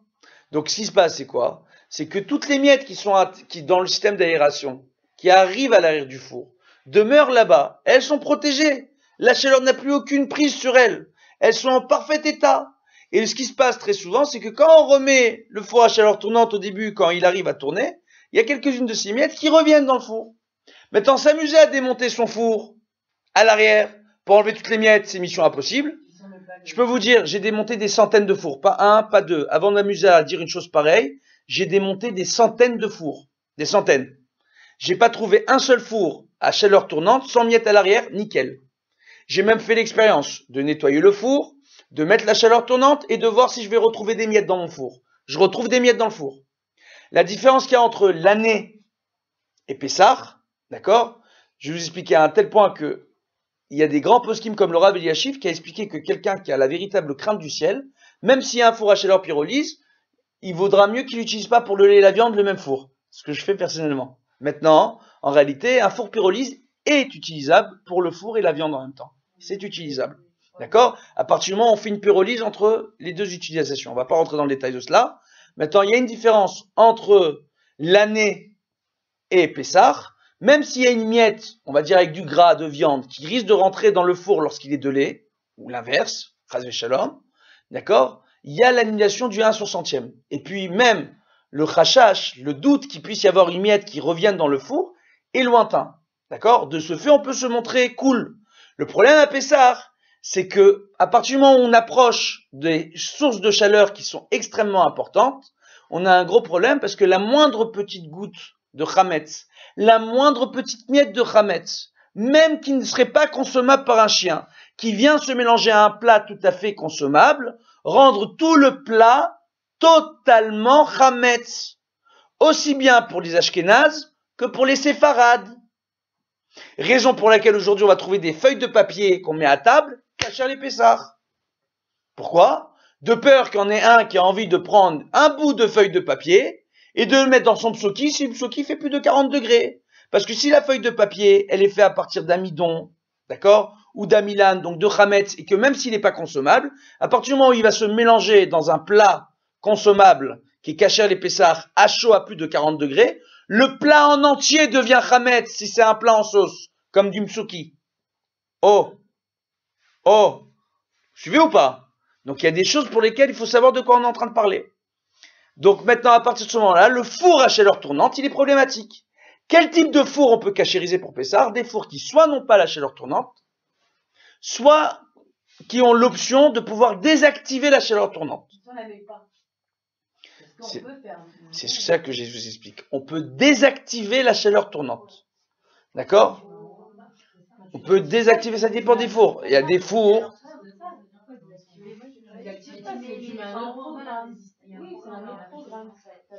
C'est dans la programmation de votre four que durant celles qui ne savent pas utiliser leur four, qui ne font pas la différence entre la chaleur tournante et le four normal et la position sans chaleur tournante, qu'elles n'utilisent pas leur four. Voilà, voilà. Donc, si on active ou on n'active pas la chaleur tournante, on pourra cachériser son four. Je recommande pas, mais il faut pas se planter. On pourrait cachériser son four. Maintenant, encore une fois, je dis et je le répète, d'accord? Chacun fait comme il veut. Ceux qui veulent cachériser leur four, personnellement, je ne cachérise pas mon four à Pessah. C'est personnel, c'est moi. Mais on le peut. Même un four qui n'est pas pyrolyse peut être cachérisable à Pessah. C'est très simple. On prend son four, on le met à la chaleur maximale pendant une bonne demi-heure, d'accord? On le nettoie bien. On l'utilise pas pendant 24 heures, on le nettoie bien, etc. Et puis c'est fini. Alors j'ai une question. Oui. Pour Pessah, si on utilise la chaleur tournante, on a fait la pyrolyse, on a allumé le four, on a laissé une demi-heure en chaleur tournante, enfin une demi-heure puissance maximale, c'est pas bon? Pardon? Non, parce que ça rien. Je reprends. La pyrolyse durant Pessah ne sera pas possible. Dans la majeure partie des fours à pyrolyse à chaleur tournante, au moment de la pyrolyse, la chaleur tournante, ça s'active. Oui, non, mais par exemple, si on a fait notre pyrolyse, Oui. on arrive à Pessah, Oui. on allume notre four à chaleur tournante, Oui. on le laisse chauffer une demi-heure puissance maximale, Ok. et après on met notre plat. C'est pas valable? On refait plus simple. Voilà. Je vais vous expliquer comme on doit comprendre. On va faire plus simple. D'accord? Les fours sont cachérisables pour Pessah à partir du moment où il n'y a pas de chaleur tournante. Les fours qu'on va pyrolyser pour cachériser pour Pessah. D'accord? Durant la pyrolyse, les miettes qui vont revenir, si elles reviennent, elles seront carbonisées. D'accord? Donc le four sera cachérisé. Le problème, c'est durant Pessah si on met la chaleur tournante en route. Donc pour cachériser un four pyrolyse, d'accord, ou à catalyse, on mettra en route le programme pour cachériser le four avant Pessah. Et on le nettoiera bien avant. On fera la pyrolyse. On l'utilise pas 24 heures. Il sera utilisable pour Pessah. Il doit être cachérisé 24 heures avant. Maintenant, le four durant Pessah, on évitera d'utiliser la pyrolyse. On va pas faire les viandes durant Pessah à cause du système de chaleur tournante. C'est complètement dingue ce que je suis en train de dire. Mais c'est un véritable problème qui peut se poser, d'accord? Maintenant, l'autre point qu'il y a et qui est assez important, c'est que ceux qui ont des fours qui ne sont pas à chaleur tournante, il suffira de laisser le four chauffer pendant une demi-heure à température maximale pour qu'il soit cachérisé. Pas dur? C'est dur ou c'est pas dur? Non, c'est pas dur, C'est mais peu- c'était pas ma question. C'était quoi votre question? Ma question c'est, est-ce que les miettes, pendant la chaleur tournante, c'est au début que l'hélice elle commence à se lancer ou c'est pendant tout le programme, enfin pendant toute la cuisson que les miettes peuvent revenir? C'est à partir du moment où la ventilation se met en route et aspire, il y a de l'air qui est aspiré vers l'extérieur, il y a de l'air qui revient vers l'intérieur. D'accord? Quand l'air revient vers l'intérieur, il peut ramener des miettes. Maintenant, durant la pyrolyse, les miettes qui reviennent sont carbonisées. Durant Pessah, il vaudra mieux oublier ces miettes et ne pas pyrolyser. D'accord? Pour ceux qui ont des fours à pyrolyse. Ok? Moi, je le dis encore une fois, les fours à chaleur tournante à Pessah, il vaudra mieux ne pas les utiliser pour pas s'embrouiller. Parce que même celles d'entre vous qui ont des fours où elles me disent, bon, c'est un bouton à tourner, c'est un programme, vous trompez. Malheureusement, tous les efforts que vous allez faire pour nettoyer votre maison à Pessah, ils vont partir en fumée si vous amusez à introduire du chametz dans la nourriture que vous êtes en train de préparer au four. C'est pas dommage? Je sais pas, moi, je pose la question. Bon, voilà. Voilà. Donc, moi, c'est un conseil. Maintenant, 8 jours sans four, c'est pas la... C'est pas... Pas cher et tu gardes que ton plaisir. Bon. Bon. Alors, on continue. Bon, on continue. Bon, après, bon. Tout dépend de votre niveau. Après, il y a des traiteurs qui font les gâteaux à Pessah, qu'ils vont se casser la tête, ils ont les fours comme il faut, ils font tout comme il faut dans leur four. Vous comprenez ou pas? Après, c'est à vous de voir. C'est peut-être l'occasion de lâcher les fourneaux, entre guillemets, et de profiter un peu de votre fête. Ouais. Et de dire à votre chérie, cette année, je vais être plus cool pour Pessah, mais toi, tu vas acheter les gâteaux chez Charles. D'accord? Entre guillemets. Bref. Donc, ou chez Zazou, je sais pas qui reste aujourd'hui à Paris. Donc, Et le baby hein? Ah, bon. Bon, on va continuer. Depuis le temps que ça existait. On peut ou pas pour les bébés? De quoi? Le baby cook là pour faire chaud pour les soupes. On peut pas cacheriser ça? Alors, Non, c'est du plastique. je vais vous parler très franchement. Le baby cook, je sais pas de quoi vous me parlez. C'est un petit robot. Le bol est en plastique. À chaud? Oui, Il est ça utilisé à fait chaud? Ça cuit à la vapeur et ça lisse. Ah. Mais bon, moi, T'achètes j'ai un Faut- café, faut- on achète au robot. Regardez, moi, je connais pas cet appareil. Avant de me prononcer sur un appareil, j'ai besoin de le voir de mes yeux. D'accord? Un bol en plastique, un couvercle en plastique. Il y a de l'eau, on met, ça cuit à la vapeur Et vous mettez le biberon dedans? Non, c'est pour la purée, les légumes. Ah, vous mettez la purée de légumes dedans? Bah, non. Non. Voilà. Alors, bon. Comment il faisait avant sans le baby cook? Alors, on reprend maintenant. Bon, oui, on a compris. Avec les révolutions à la fin, on ne saura plus rien faire. Alors, maintenant, on continue. D'accord? Bon, on a parlé du four, ok? Pour le micro-ondes, il est recommandé de ne pas cachériser son micro-ondes, parce que vu qu'aujourd'hui, il y a différentes technologies de micro-ondes, il y a différentes surfaces dans les micro-ondes, etc. Maintenant, cependant, ceux qui voudront cachériser leur micro-ondes en se reposant sur l'avis du Rav Ovadia Yosef, qui a rapporté il y a plus de 30 ans, qu'il suffira de bien nettoyer son micro-ondes, on parle de micro-ondes, qui n'ont pas de résistance à l'intérieur pour devenir aussi four, pour griller. D'accord? Et qui, bien sûr, n'ont pas de système de chaleur tournante en mode four. On parle de micro-ondes qui sont que micro-ondes. Bon, eh ben, on le nettoie bien son micro-ondes, on met Un verre d'eau, 10 minutes. un bol rempli d'eau et de produits d'entretien, de produits, de lessive liquide vaisselle, d'accord? Qu'on va mettre à bouillir dedans. Une fois qu'on a mis à bouillir, directement après, on mettra de l'eau froide ou un coude. Pardon, 2 minutes, 10 minutes, ce que vous voulez, d'accord? Le temps que la vapeur, elle arrive et qu'elle se dégage dans le four. Et après, dans le four micro-ondes, après on nettoie. Hein? Coup d'éponge à froid, fini. Shalom à l'Israël, le micro-ondes sera cachérisé. Pour ceux qui veulent se reposer sur Rav Ovadia Yosef, qui autorise une telle chose. Il faut savoir que le shoot, il a été écrit il y a 30 ans. Qu'entre-temps, il y a une grande évolution des micro-ondes, je le rappelle. Tous les micro-ondes qui ont des positions four ou des résistances pour pouvoir griller à l'intérieur ne sont pas cachérisables à Pessah. D'accord? Moi, personnellement, mon micro-ondes, je ne cachérise pas à Pessah. Ça me fait moins d'ondes à manger. Alors maintenant, hein, d'accord? Ouais. Alors maintenant, ouais. Alors, on va voir à la fin. On va voir. Regardez, on va voir. On va s'attaquer à l'essentiel du problème. Les produits d'entretien. Après les lave-vaisselle, etc., on verra à la fin du shiur. Ou si réellement vous avez des questions, vous pourrez me les poser au fur et à mesure. Je pense que si vous n'avez pas encore mon numéro, il suffira de demander aux messieurs. Tout le monde a mon numéro normalement. Si c'est compliqué à taper, à trouver, vous allez sur Internet, vous tapez mon nom, il y a tous mes numéros. En France, partout. C'est pas compliqué. Maintenant, on voit comme ça. Pour la cuisinière, d'accord? La cuisinière, c'est connu. Il y a les plaques électriques, les plaques métalliques, qui sont entre les brûleurs. D'accord? Donc, il suffira de... On n'a pas le gaz ici. Pardon? Personne n'a le gaz. C'est la salle dans l'immeuble. Alors, vous avez quoi? Vous avez des vitraux céramiques? À induction, tout le monde? Non, moi j'ai pas induction. Moi je sais pas. Moi j'ai normal,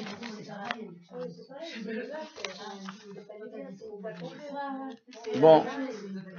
Alors, on y va. Ok. Pour les... alors, on laisse tomber les cuisinières, si j'ai bien compris. On va parler directement. Hein? On commence avec la vitro, là, dès que Charlie revient, parce que comme... Bon, alors, au pire, vous me laissez faire et puis ça va aller. D'accord? On voit pour les cuisinières, d'accord? Pour les plaques métalliques qui sont entre... Donc, la plaque métallique qui est entre les brûleurs, ok? Donc, le dessus, en fait, de votre cuisinière, d'accord? On nettoie, il suffira de nettoyer et de mettre de l'aluminium dessus, ok? Après, pour les brûleurs, il faudra juste bien les nettoyer, d'accord? Et c'est une bonne khumra, c'est une khumra de les laisser brûler pendant une demi-heure. C'est une khumra, pas besoin. C'est une khumra, qu'on soit ashkénaze ou séfarade. Je redis, c'est une khumra de laisser brûler les brûleurs. Il suffira juste de bien nettoyer. Pourquoi? Parce que réellement, ce sont les casseroles qui vont rentrer en contact avec les brûleurs et il y a très peu de chances pour que le goût du peu de nourriture qui tombe sur les brûleurs durant l'année, il y a très peu de nourriture qui tombe à les brûleurs. La nourriture, elle tombe plus sur la surface de la cuisinière et sur les grilles sur lesquelles on pose les casseroles. D'accord? Les brûleurs eux-mêmes seront très rarement en contact avec la nourriture. Donc, mais c'est une bonne khumra de les laisser brûler pendant une petite demi-heure. D'accord? À partir du moment où on a laissé brûler ces brûleurs, ok? Entre guillemets, on prendra les grilles, où on pose les casseroles. Alors, il y a deux systèmes. Il y a ceux qui vont se dire, eh ben, moi, je vais investir dans une deuxième paire de grilles pour Pessah. Et je m'enlève la petite demi-heure où je dois prendre mes grilles. D'accord?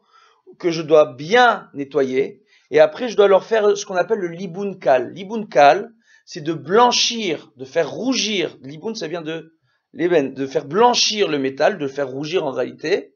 D'accord? Il y a le liboun chamour, ce qui veut dire on doit faire rougir le métal. Et le liboun kal, il suffit de brûler simplement le métal. Donc, je prends ces grilles-là, je les passe sur mes brûleurs, d'accord? Au fur et à mesure, pour que toutes les grilles passent au feu, d'accord? Et après, il sera recommandé de mettre un aluminium rigide qui ne se déchire pas. C'est recommandé, d'accord? Selon certains avis, l'aluminium, si on a fait le liboun, n'est pas nécessaire. Réellement, si on voit la majeure partie des dictionnaires, même si on a fait le liboun kal, il faut mettre l'aluminium. Mettre que l'aluminium ne suffira pas. D'accord? Il faut faire le liboun. Maintenant, pour la plata, la plaque électrique, ok? À partir du moment où c'est pas réellement du feu la plaque électrique, parce que c'est une plaque de métal qui, en dessous, a des systèmes de pierre reliés par un filament électrique, une résistance électrique, qui passe entre les pierres, qui chauffe la pierre pour chauffer le métal. D'accord? Et que c'est la plaque réellement, même si on aurait pu penser comme c'est du feu, parce que la kavana, on dit maché bolo polto, d'accord? Donc de la façon dont l'aliment ou l'ustensile va absorber le goût du chametz, c'est de cette façon-là qu'il faudra faire recracher le goût du chametz. Donc tous les aliments qui sont utilisés la majeure partie de l'année en contact avec le feu, ou tous les kélim, je veux dire, tous les ustensiles qui sont en contact avec le feu, ne pourront être cachérisés que par le feu. Ceux qui seront utilisés comme, mettons les casseroles qui sont pas en contact réellement avec le feu, mais qu'on utilise pour faire des ragoûts, etc., donc c'est au contact de la chaleur avec l'eau qui bout pourront être cachérisés par le système d'ébouillantement, ce qu'on appelle la hagala. La hagala ne sera valable qu'à partir du moment où on fait un coup, on met l'eau bouillante, et tout de suite après, on trempe dans l'eau froide. Si on ne le fait pas, s'il n'y a pas le choc thermique, on n'a rien fait. Le goût du chametz qui est ressorti demeure à la surface de l'ustensile, il revient dans l'ustensile. Vous avez compris ou pas? Donc, quand on va cachériser, par exemple, ces éviers, et qu'on prend la bouilloire, et qu'on passe l'eau bouillante sur les éviers en inox, d'accord? Tout de suite après, il faut mettre de l'eau froide, sinon on n'a rien cachérisé. Il faut le choc thermique, hein? C'est de 48 heures après, avant de... Pardon? Il n'y a pas un temps... C'est-à-dire? 24 heures On doit réutiliser l'évier pendant 24 heures. Non, il n'y a aucun problème avec l'évier de 24 heures, il n'y a pas. Ça, c'est pour le four. Et du coup, maintenant, si vous n'avez pas les histoires de la table, Oui. on les fait 24 heures. C'est-à-dire? Après, on a mis du l'eau chaude, on a acheté. Vous avez déjà cachérisé la cuisine là? Non, au tout début, on fait, mon mari m'a dit qu'il faut mettre de l'eau chaude. L'eau chaude, faut mettre l'eau froide tout de suite après. Si vous l'avez pas fait, vous n'avez pas cachérisé. C'est bon? Il faut le choc thermique, c'est-à-dire il n'est pas cachère. On l'a installé, il était neuf. Mon mari m'a dit qu'il faut mettre Cachérisation de quoi? Avant la première utilisation qu'on va faire. Non, attendez. La cachérisation de l'inox, c'était un truc qui est vieux d'il y a 15 ans. Pourquoi? Parce qu'à l'époque, on faisait briller les casseroles, l'inox et toutes ces choses-là, d'accord? On les faisait briller avec du gras animal, d'accord? De la graisse animale qui n'était pas kshera.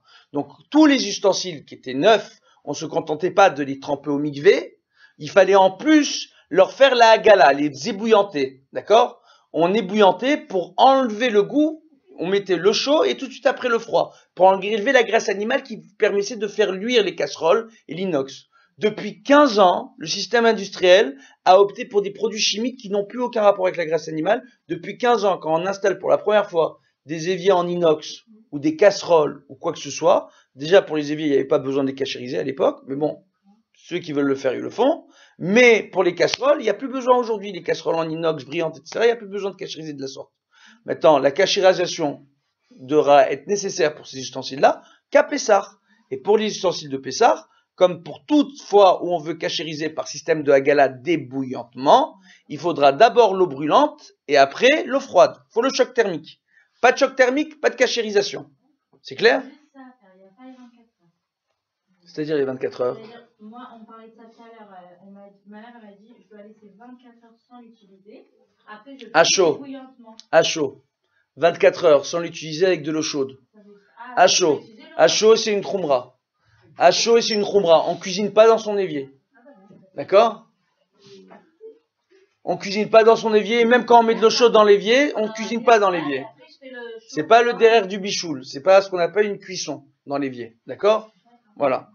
Maintenant, on reprend. D'accord? Pour tous les ustensiles auxquels on fait la gala, il sera recommandé de ne pas les utiliser dans les 24 heures auparavant. D'accord? Tous les ustensiles qu'on veut cachériser. Dans les 24 heures auparavant, on n'utilisera pas avec du chametz. À chaud. À chaud. Chaud chaud. D'accord? Pas à froid. Maintenant, on reprend. D'accord? Avec la hagala, on peut cachériser les couverts uniquement en métal, des ustensiles pour faire ça? Ouais. Une louche, par exemple, tout en métal ou des fourchettes, des couteaux. Oui, mais ça, je vous explique. Le système de hagala, il est très compliqué pour ces kelim-là. Ça ne suffit pas de prendre la bouilloire et de mettre sur la fourchette. Il faut prendre une casserole qui n'a pas été utilisée dans les dernières 24 heures. Bichlal avec le chametz. D'accord? Attendez. Qui n'a pas été utilisée dans les dernières 24 heures. La chametz, la casserole. Ok? La casserole, on l'ébouillante. Dans cette casserole-là, qu'est-ce qu'on fait? On la met bien chauffer jusqu'à que l'eau bout. Et il sera recommandé de prendre une brique, une pierre, d'accord? De la faire chauffer sur les têtes de gaz comme il faut. Et après de la prendre et de l'introduire bouillante, cette pierre-là, d'accord? Brûlante, dans la casserole pour maintenir la chaleur, pour éviter à ce que la température de l'eau ainsi que la casserole viennent à refroidir, d'accord? À baisser légèrement de température. Une fois que cela est fait, on prend tous les ustensiles et on les met dans la casserole. Il y a deux choses. La pierre ici va permettre de maintenir la chaleur dans la casserole, mais comme c'est la principale source de chaleur qui va captiver toute la chaleur vers elle, tout le goût du chametz va être absorbé par la pierre. Après cette pierre, on la prend, on s'en débarrasse, et la casserole dans laquelle on a fait la hagala, si on veut l'utiliser pour Pessah, il faudra la cachériser aussi. D'accord? En général, on n'utilise pas, hein? J'ai deux questions, c'est pour, j'ai essayé de séparer, mais c'est pour moi, pour ma culture. Si j'ai une plaque en vitrocéramique, j'ai pas de brûleur, je peux pas le faire. On devait en parler. On a dit d'abord les cuisinières, après, on se concentre. Ça va aller, Bezrat Hashem. J'ai une dernière question. Oui? On y va? Je vous écoute. Une plata en verre. Une plata en verre. Comment c'est cachérisé ça? Ah, les nouvelles platas en verre. Alors, attendez, c'est un nouveau truc ça. Alors, attendez, on va en parler, ok? On peut? Bon. Alors, on va y aller. Bezrat Hashem. On voit pour les vitrocéramiques, vu que tout le monde va en parler, d'accord? On va directement y aller. Il y a deux systèmes de vitrocéramique. Il y a le système à induction et le système qui n'est pas à induction. Le système qui n'est pas à induction, c'est très simple. On prend le verre de toute la vitrocéramique. Tout ce verre-là, on va tout simplement mettre de l'eau bouillante dessus. Après avoir ébouillanté, on met tout de suite de l'eau froide. Auparavant, on va faire chauffer au maximum toutes les plaques, d'accord, pour faire chauffer la pierre des céramiques. On va faire chauffer les céramiques en réalité pour faire chauffer le verre là-bas, d'accord. Après, on fera la hagala. Une fois que c'est bien chaud, on éteint. On fait la hagala. On met l'eau froide directement. Et après, les parties qui ne rentrent pas en contact avec la casserole de la vitrocéramique, on mettra de l'aluminium dessus. Dans la majeure partie de ces plaques vitrocéramiques, à l'avant, il y a une espèce de scotch, d'accord, qui fait joint. Je ne sais pas si vous voyez de quoi je sais de parler. Hein? Alors, très souvent là-bas, il y a plein de petites miettes qui se mettent. Ça, c'est un système où ceux qui veulent être mahmirim, ils vont prendre ce scotch, ils l'enlèvent, il faut le changer, il est khat pe'ami, il est à usage unique. Donc, il faut aller acheter le joint qui correspond au modèle, le scotch qui correspond au modèle de votre plaque vitrocéramique pour le changer. Mais en réalité, si on recouvre là-bas avec de l'aluminium, après avoir dénaturé l'endroit des miettes et avoir mis les miettes et les avoir totalement dénaturées avec des produits et nettoyer ce qu'on a pu, ok, et avoir passé l'eau chaude, etc., ça suffira pour la vitrocéramique. Vous avez suivi ou pas? Et en général, les miettes qui sont là-bas en dessous, c'était rare de les voir ressortir. Une fois qu'on nettoie, d'accord, qu'on met à chauffer, on gratte un peu, exactement. On gratte un peu avec un petit couteau, d'accord? Pardon? On les laisse en temps particulier. Faut que ça arrive à température maximale. Donc, en général, je ne sais pas, ça dépend des modèles. Une fois qu'on voit que c'est bien rouge, bien chaud, faut bien laisser, on va dire comme le four, une petite demi-heure. D'accord? De quoi? Non. C'est la gala, d'accord? C'est-à-dire que vous éteignez, ok? Et vous mettez de l'eau bouillante. Ok? Ça risque rien. Ça va pas vous péter la figure. N'ayez pas peur. D'accord? Et quand on doit mettre l'eau gelée derrière. Après, de l'eau froide, pas de l'eau glacée, de l'eau normale. Ok? Déjà, l'eau bouillante que vous allez jeter dessus, sur le verre, etc., l'eau bouillante que vous allez jeter dessus va refroidir. D'accord? C'est bouillant au début, après ça refroidit vite. Et ça va vous refroidir vos plaques. Quand vous allez mettre l'eau froide juste après, c'est bon, il n'y aura pas de problème. Ok? Maintenant, il faut vérifier que vos plaques à induction sont bien étanches au niveau de leurs joints. Sinon, boum badaboum dans la maison. Alors maintenant, on peut continuer? Alors, on peut continuer. Ah, c'est vous avez appris. D'accord? On continue. D'accord? Sinon, vous achetez une bouteille de but à gaz avec le petit gaz. D'accord? Comme ils ont sur les chantiers. Si vous voulez. Alors, maintenant, on continue. D'accord? C'est bon? Pour les systèmes, attendez. Pour les systèmes à induction, alors, c'est autre chose. Comment on cachérise? On peut pas la chauffer. Ah! Est-ce que la gala suffit? Oh! Alors, réellement, qu'est-ce qu'on voit? Ce qui sera conseillé de faire, d'accord, dans un cas pareil, c'est de prendre des plaques de relais, d'accord, et de poser des plaques de relais qui sont en inox en général, etc., pour mettre à chauffer en plus des plaques de relais. C'est les mêmes plaques de relais qui seront utilisées à Pessah, sur lesquelles on posera nos casseroles. Vous suivez? D'accord? Et c'est génial les plaques de relais, parce qu'à Yom Tov, à Yom Tov, on a le droit de cuisiner, d'accord? Mais qu'il faut avoir un feu allumé. Quand on n'a pas de plaque de gaz et qu'on peut pas allumer de feu, comment vous faites si vous voulez chauffer? Vous prenez votre plaque de relais, vous la posez sur votre plaque à induction et ça vous chauffe? Ça reste chaud, ça reste chaud. Hein? Et ça reste allumé. Après, c'est à vous de voir si vous laissez allumer ce truc-là pendant 2 jours ou pas. Sinon, il y a la plata. D'accord? La plaque électrique. Plaque de relais, ça s'achète, d'accord? Sur la nationale, vous avez Conforama, Darty, je sais pas quoi. Hein? Voilà, ou Amazon.com, ou chez nos amis les Chinois, d'accord? Sur leur site internet. Voilà, mais là, on est avant Pessah, vous irez là où il faut, Bezrat Hashem, pour trouver ces plaques de relais. Ok? Voilà. Là, ce qu'il faut savoir, c'est que pendant longtemps, il y a eu débat sur les plaques à induction, à savoir si c'est cachérisable ou pas. Le Rav Yaakov Yosef Zichrono Livracha, Zecher Tzadik Vekadosh Livracha, qui était le fils du Rav Ovadia Yosef, pendant des années, ça l'a dérangé. Donc il a vérifié au niveau des qualités des verres, etc. Parce que même il y a certains verres, entre guillemets, qui sont poreux, qui étaient connus pour être poreux, qui étaient problématiques quand ils étaient utilisés à chaud pour être mis au four. Est-ce qu'on peut les cachériser, on peut pas les cachériser? Il y a eu Marloquette, il a poussé jusqu'au bout. Il a vérifié avec les scientifiques, etc. Les plaques à induction sont cachérisables. Alors, l'induction, si on utilise Et les plaques vitrocéramiques sont cachérisables, oui. Si l'induction, si on n'utilise pas le disque relais, logiquement, on ne pourrait pas la cachériser. C'est-à-dire, pour laisser bien chauffer la plaque de verre en dessous pour que tout ressorte, En fait, moi, je croyais, parce que j'ai toujours fait comme ça, que la gala suffit. Oui. Et après, Hein? nettoyer bien la plaque, et ensuite nettoyer. Il est. Mais alors, ça suffit pas. Hein? Ça peut suffire. Quand on voit les sites, par exemple, du consistoire, c'est comme ça qu'ils le décrivent. Il est recommandé de mettre à chauffer. D'accord? Les plaques à induction avec la pierre. Ok? Au cas où, dans certains cas exceptionnels, il aurait pu que le tam, le goût, ait traversé le verre et se soit introduit dans les pierres. Au cas où. Donc c'est entre guillemets, c'est une mesure de précaution en plus de mettre à chauffer. Ok? Moi je suis là pour vous faire accéder au top du top. Pas. Selon le consistoire, c'est bien. D'accord?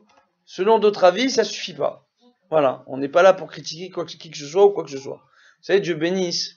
Il y a une histoire qui nous rapporte qu'un jour, il y a 2 juifs.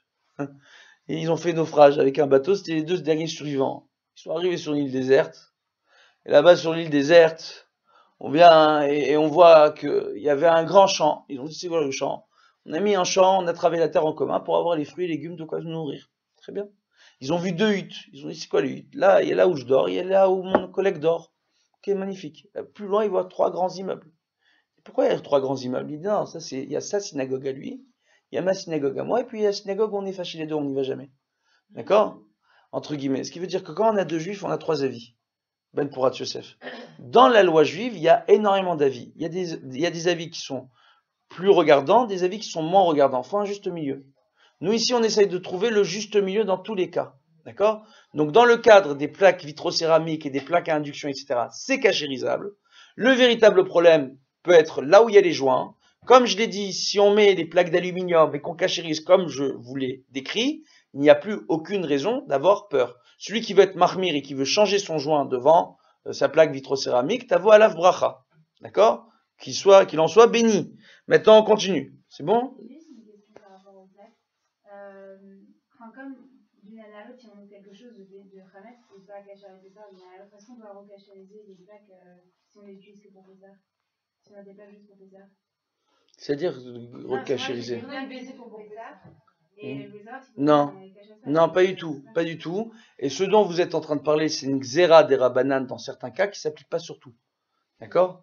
C'est une sentence rabbinique qui est appliquée dans certains cas, mais pas pour tout. D'accord? Ce qui veut dire, si moi j'ai un paquet de matzah que j'ai pas utilisé l'année dernière et qui est resté fermé toute l'année et qui était cachère les Pessah, ok, l'année dernière, et qui est encore consommable cette année parce qu'on me dit qu'il peut être consommé jusqu'à 2016, on va dire, d'accord? Je pourrais utiliser ce paquet de matzah cachère les Pessah de l'année dernière pour cette année. Maintenant, si ce paquet de matzah là a été ouvert durant l'année, il est ouvert, ok? et il a été peut-être qu'il a été utilisé ou au contact de mains qui ont été en contact avec la nourriture qui n'étaient pas kasher les Pessar. Il y a une Xéra des rabbins de dire que bien que c'était kasher les Pessar l'année dernière, cette année on ne pourra pas l'utiliser. Mais des produits qui ne sont en aucun cas rentrés en contact avec du chametz, qui sont encore consommables, ou alors des ustensiles qui ont été cachérisés pour Pessar et en aucun cas ont été en contact avec du chametz, il n'y a aucune raison de les recachériser. Vous avez compris? Voilà, il faut faire la différence. Il y a beaucoup de personnes qui s'embrouillent dans ces différences-là et qui disent comme c'était valable que pour le Pessar de l'année dernière, ce ne sera pas valable pour ce Pessar-là. Voilà. On continue? Voilà.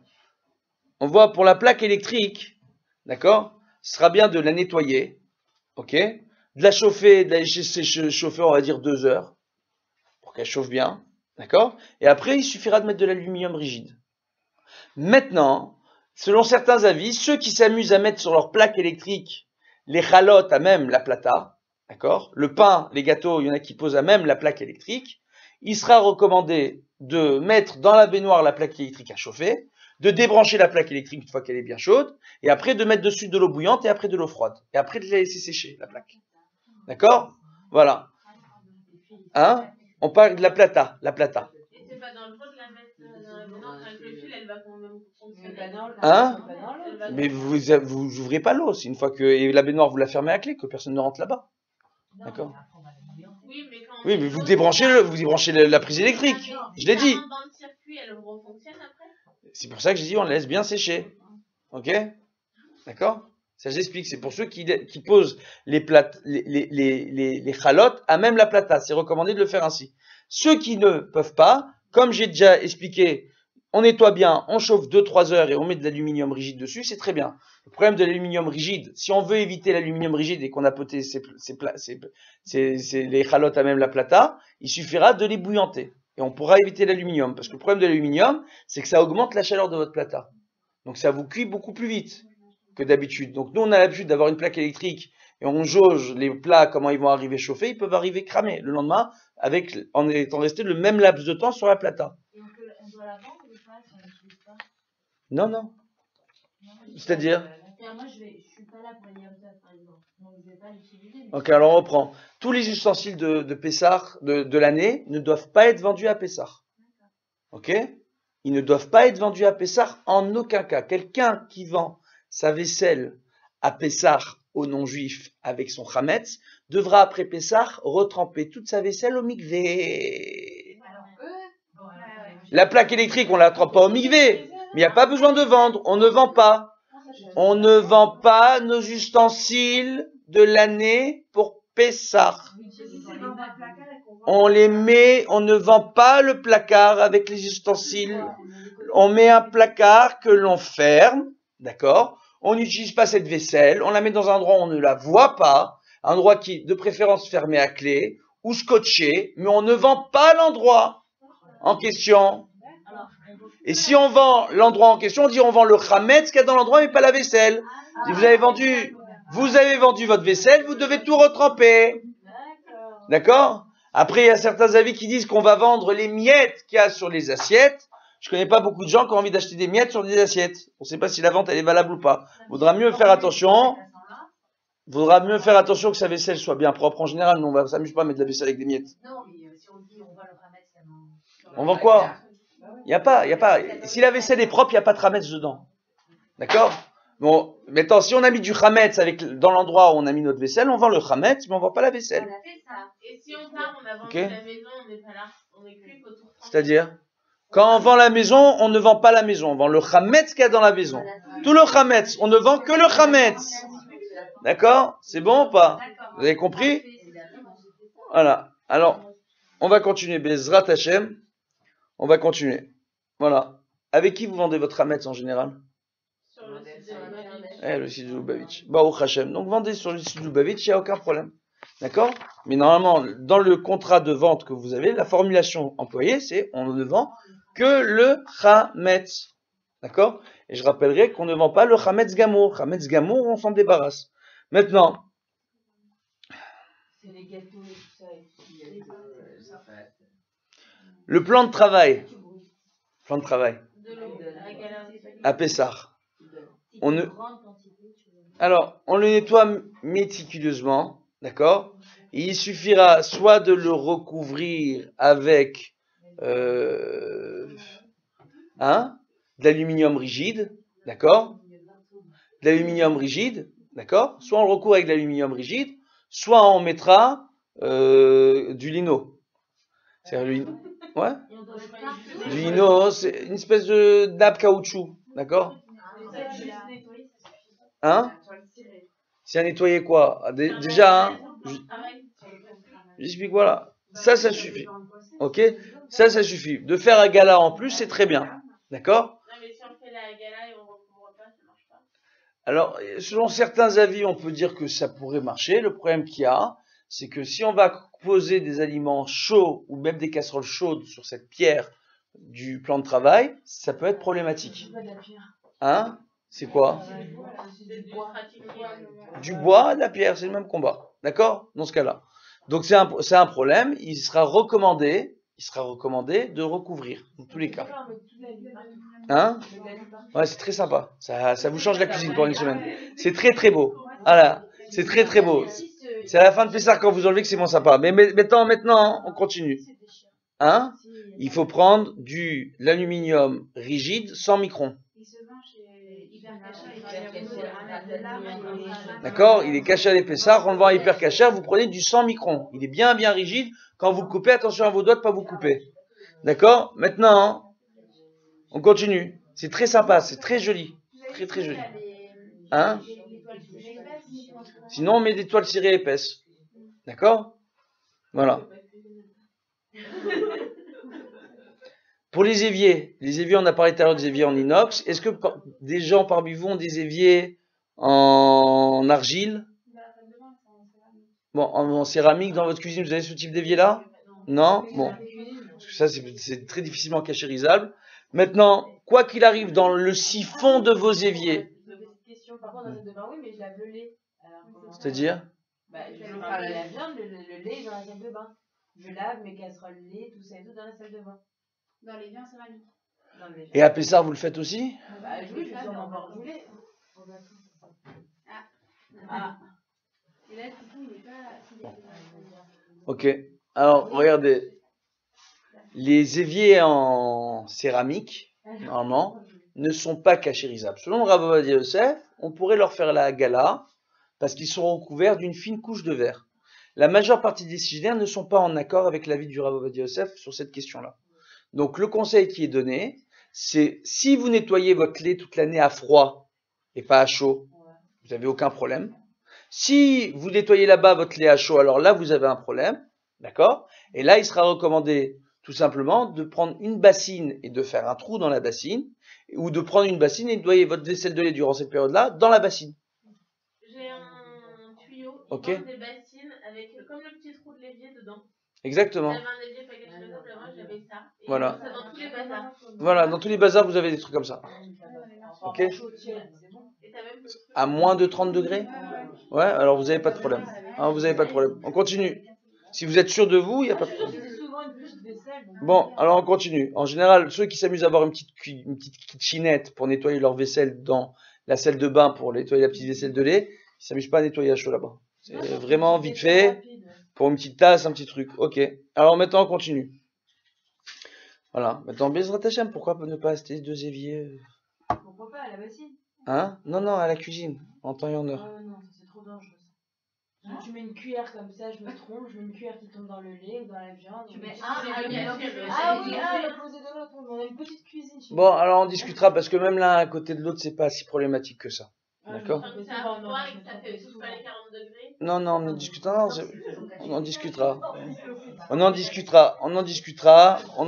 après. On continue. Ça, c'était pour le plan de travail. Donc, on a vu pour les éviers. D'accord? Quoi qu'il arrive, mettre dans le siphon, il faudra mettre de la javel avant Pessah. En cas de... Non. Vous démontez pas le siphon. Dans l'évier, vous mettez un peu de javel. Que au cas où, dans le siphon fond, il y a, chas v'shalom, des miettes de chametz consommables, ou que même dans la tuyauterie, il pourrait y avoir, c'est lointain, mais du chametz, et une remontée d'un seul coup, avec de l'eau bouillante, quand vous utilisez l'eau chaude dans votre évier durant Pessah, d'accord, la javel va tout dénaturer. Donc vous n'aurez aucun problème. Même s'il y a une remontée durant Pessah, votre évier il reste caché à les Pessah. Ok. Pardon? Il y a toujours des trucs, enfin, qui tombent sur À partir du moment où on a mis la javel dedans, il n'y a pas besoin d'enlever. Ouais. D'accord? Voilà. Surtout pour ceux qui utilisent, je tiens à le préciser, pour ceux qui utilisent qui ont déjà utilisé dans leurs éviers des produits pour déboucher les bouchons, il sera vraiment déconseillé de s'amuser à déboucher le siphon. Ce sont des produits toxiques qui ne font absolument pas respirer. D'accord? S'il en reste un peu, quand on débouche le siphon, on voit que c'est noir. Il y a une très forte odeur d'ammoniac qui risque de se dégager. C'est très très toxique. Il ne faut pas toucher avec les mains. Donc, et même toute l'année, quand vous démontez votre siphon, mettez des gants épais. Hein. Ne vous amusez pas à toucher ces endroits-là. Chas v'shalom, c'est loin les nous, c'est très problématique. Loin les nous, d'accord? Ça peut faire des empoisonnements, voire pire. Chas v'shalom. Pour les biberons, pour les bébés, on doit racheter ou C'est-à-dire les biberons en plastique. vous utilisez des biberons pour Pessah pour les enfants. D'accord? Maintenant, voilà. Ok? Ok? On continue, pardon? Tout dépend des enfants, de leur âge. Tout dépend des enfants. Pardon? Attendez, excusez-moi. Il y a du lait pour certains nourrissons, d'accord? Qui parfois n'est pas caché à l'épaisseur. D'accord? Et que les nourrissons, ils sont tellement petits qu'ils ont besoin de se nourrir qu'on autorisera à ces enfants-là de pouvoir consommer leur lait. Maintenant, aujourd'hui, la majeure partie des laits, des poudres de lait utilisées, il existe des poudres de lait cachées à l'épaisseur, ou qui sont sur la liste du consistoire. Il faudra mieux utiliser ce type de poudre-là. Et si on ne peut avoir ça, il faut changer les biberons, quoi qu'il arrive. Les khatrila, il faut changer les biberons. Ok? Maintenant, il y a des cas où il y a des enfants loanénou qui sont handicapés, qui ont des problèmes, qui ont des allergies au gluten ou quoi que ce soit très grave, et qui les seuls laits qu'ils peuvent consommer, ce sont des produits qui ne sont pas cachés à l'épaisseur. Dans de tels cas, on pourra leur autoriser. Mais ces produits-là et leurs aliments ainsi que leurs ustensiles ne devront pas rentrer en contact avec notre propre vaisselle.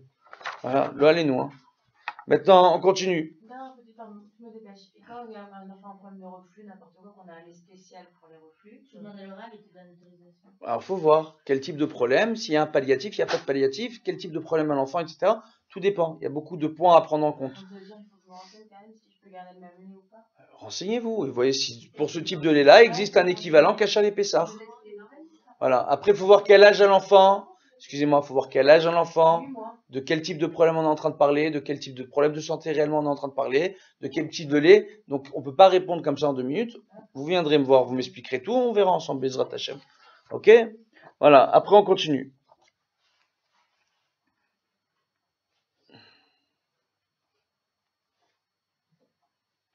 Pour les placards de la cuisine. C'est comme pour tous les autres placards. Là, c'est un peu plus la guerre. Il y a le produit, l'eau, le détergent, on nettoie bien. Et après, il sera recommandé de mettre du papier, soit aluminium, soit du papier sulfurisé, dans toutes les étagères ou du papier journaux, dans toutes les étagères pour poser notre nourriture. C'est recommandé. D'accord? C'est une khumra de mettre le papier, l'aluminium, etc. À partir du moment où c'est nettoyé, on n'est pas obligé. Mais, bon, c'est recommandé. Après, dans le frigo, d'accord? On nettoiera bien les étagères. Pas besoin de mettre d'aluminium dans le frigo. En général, c'est un problème. Je veux dire pourquoi? Parce que votre système de réfrigération marche beaucoup moins bien et ça peut vous casser un frigo. Ouais, le froid passe beaucoup moins bas. Donc, ce qui se passe, c'est que le compresseur du frigo ou le système à l'arrière qui réfrigérise va surchauffer et ça peut vous abîmer votre frigo. Et en plus, il refroidit beaucoup moins bien le frigo. Ok? Donc, pas besoin de mettre l'aluminium sur les étagères. Il suffira, en plus, c'est à froid, donc il n'y a aucune raison. Donc, il suffira de bien nettoyer les étagères, de bien nettoyer le frigo. Pas besoin de démonter son frigo pour sortir les miettes qui sont dans le frigo, dans le système d'aération du frigo. Je vous le dis tout de suite. Oui, mais c'est à froid. Le four, c'est à chaud. C'est ça la différence. Voilà. Au moins, on le dit. Il y a à froid, à chaud. Hein? Et en réalité, dans le frigo, il y a très très peu de chances pour que les miettes qui sont dans le frigo vous ressortent. Ça a été testé. Alors que le système du four, avec son aération, c'est un peu plus compliqué. Comprenez ou pas? Voilà. Il suffit de nettoyer ses étagères, bien nettoyer son frigo, d'accord, les étagères, et le caoutchouc des portes. Oh!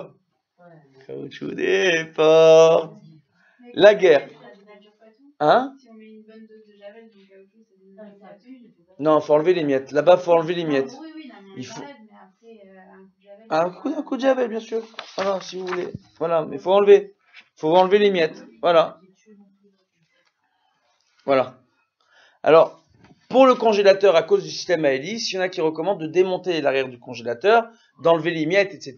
Maintenant, il faut expliquer que là, la a dit que je nettoie jusqu'à là où ma main peut arriver.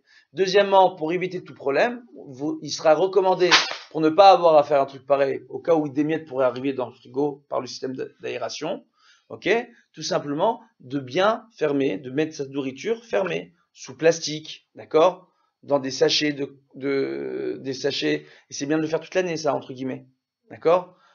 Moi, je vous dis une chose, je vous dis, il n'y a que des mamans ici, Baruch Hashem, il faut bien comprendre que votre frigo, vous devez nettoyer une fois par semaine, toute l'année, pour éviter la salmonelle, tous les microbes, etc., bien vérifier les produits, bien nettoyer le frigo, toute l'année. Pas une fois par an, on nettoie le frigo, Chazvé Shalom. D'accord? Non, je vous dis, le frigo, c'est un nid à microbes. C'est un nid à microbes, le frigo. D'accord? Donc, toute l'année, il est recommandé, quand on veut mettre sa nourriture dans le frigo, mettre dans des boîtes fermées ou mettre dans des sachets de conservation pour frigo, etc. Ou alors les petits sachets en plastique, là, qu'on vend. Hein? Non, non, pas des sacs congélation. Les sachets de nourriture, il y a des petits sacs spéciaux. Vous connaissez?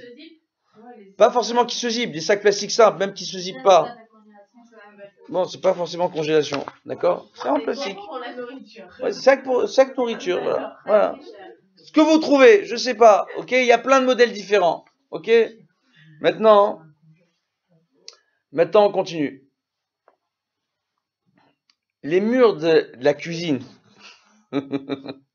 c'est essentiellement ceux qui sont au-dessus du plan de travail, ok? Ou qui sont en contact avec là où on n'est pas loin des sources de chaleur, etc. Il sera recommandé de les nettoyer méticuleusement, d'accord? De mettre de l'alu sur les murs là-bas, c'est une khumra. Où ça? Sur les murs. Les murs qui sont au-dessus du plan de travail. Ah, je t'accroche. Ah, le scotch. Hein? Je scotch. Ouais, de mettre l'aluminium là-bas, c'est une khumra, vous n'avez pas besoin. Si c'est bien nettoyé, pas besoin, pardon? Oui, ben moi, je vous montrerai des photos de gens qui mettent de l'alu partout pour faire ça. C'est extraordinaire. Alors, hein? Il y a une contrat sur les robinets. Sur les trucs, c'est des petits sachets en plastique. Pas besoin. Voilà, certains qui vont mettre sur le robinet des petites chaussettes, etc. Non, pas besoin. D'accord? Hein? Un tiroir du congèle. Quand on fait la gala sur ces éviers en inox, on fait la gala aussi au robinet. D'accord? Et ça suffit. Voilà. Est-ce qu'on peut vendre un Hein? tiroir du congélateur? Est-ce qu'on peut vendre un tiroir? J'adore, chaque année on me pose la même question. Enfin, moi j'en ai deux. D'accord? Chaque année on me pose la même question. Si le tiroir peut être scotché et peut ne pas être ouvert et on ne voit pas la nourriture dans le tiroir, d'accord? On peut vendre le tiroir du congélateur. Ok? Voilà. Il faut ne pas voir la nourriture qui est à l'intérieur et être sûr que ce tiroir ne peut pas être ouvert par qui que ce soit, y compris les enfants. Des fois, vous avez des congélateurs où c'est en bas, vous ouvrez, il y a les tiroirs qui sont en bas. Les enfants peuvent venir quand ils sont petits ouvrir. Il faut être sûr que personne ne va ouvrir là-bas. Pardon? Non, non. Les étagères, non, c'est un autre problème. Il faut vraiment un tiroir fermé. Ok? Si vous commencez avec les étagères, etc., on s'en sort plus. Et ou les sacs plastiques, on va s'embrouiller. D'accord? Non, non, il faut vraiment un tiroir. Hein? Pardon? Non, quand on vend le tiroir du congélateur. Oui.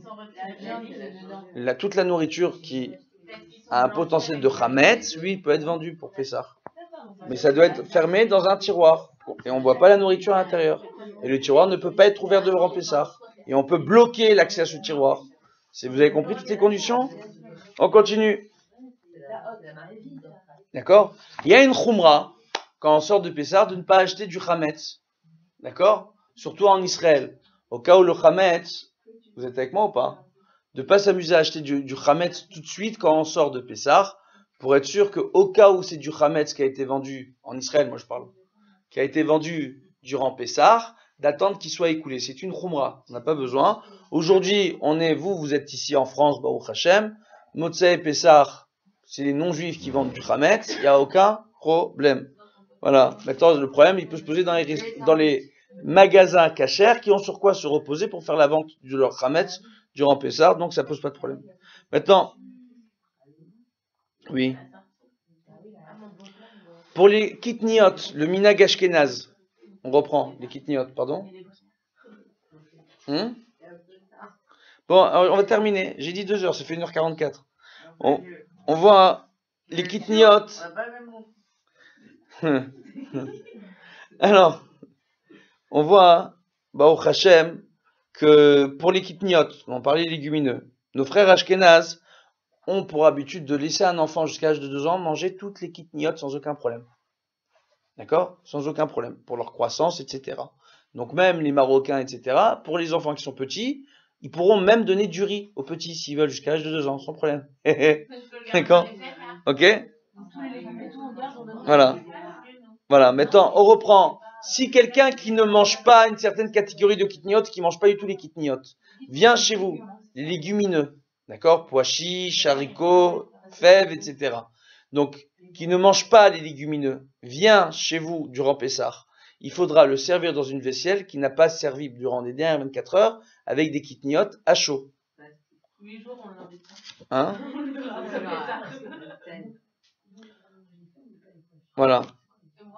Il y a certains qui ont pour chomra de ne pas tremper la matzah dans du liquide. Il faut savoir qu'il n'y a aucun problème de mettre sa matzah dans le msouki, entre guillemets, ou manger avec, etc. Il n'y a aucun problème, c'est une chomra. Le fait de ne pas tremper la matzah, Si, c'est mais vraiment on fait des pois chiches ou ça qui par rapport à la farine, il faut se mettre sur la matzah. Bon, voilà. Pardon? Non, le fait de ne pas mouiller la matzah, c'est qu'ils disent bah oui, il y a un grain de farine qui est resté sur la matzah et qui n'a pas été cuit. Voilà, c'est ok, mais c'est une chomra. Il n'y a aucune raison d'avoir une telle chomra, d'appliquer une telle chomra. Bon, il n'y a pas que les Chabad qui font cette chomra. C'est un peu réduire énormément. Bon, c'est une chomra. Maintenant, on continue. On rappellera qu'à la fin du Seder, on va terminer là-dessus, à la fin du Seder, Bezrat Hashem, il y a la misva de manger la fikoman, d'accord, la matzah, d'accord. Avant Birkat Hamazon, on mange la fikoman, d'accord. Il y a une quantité particulière qu'il faut manger, ok. Il faut la manger en 4 minutes, ok. Maintenant, ceux qui ont du mal pourront, des personnes âgées par exemple, pourront sans aucun problème les émietter la quantité qu'il faut consommer pour la fikoman. D'accord? Il y a différentes coutumes, donc chacun suivra sa coutume. Bezrat Hashem pour la quantité exacte, c'est une quantité en volume, pas en poids. Mais bon, ça c'est une autre histoire. Et en réalité, ce qu'il faut bien comprendre, c'est que ceux qui ont du mal à consommer comme personnes âgées pourront les émietter et les mélanger avec de l'eau. D'accord? Pour vous expliquer, pour vous montrer à quel point, hein? Ouais, mais ça c'est pour les personnes âgées. Pour les personnes âgées qui ont du mal à mâcher leur truc. D'accord? À mâcher leur afikoman. Voilà. Baruch Hashem.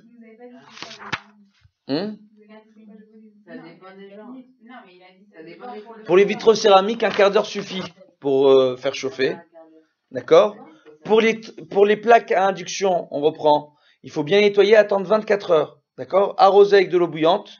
Ok? Et après, on recouvre la plaque avec une feuille multi-cuisson, d'accord? Au moment d'utilisation, on met un disque de relais en aluminium et en inox.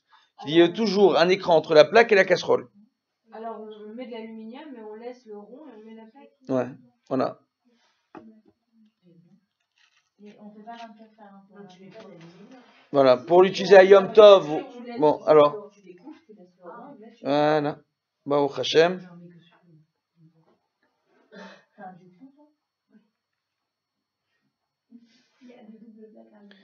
Baruch Hashem.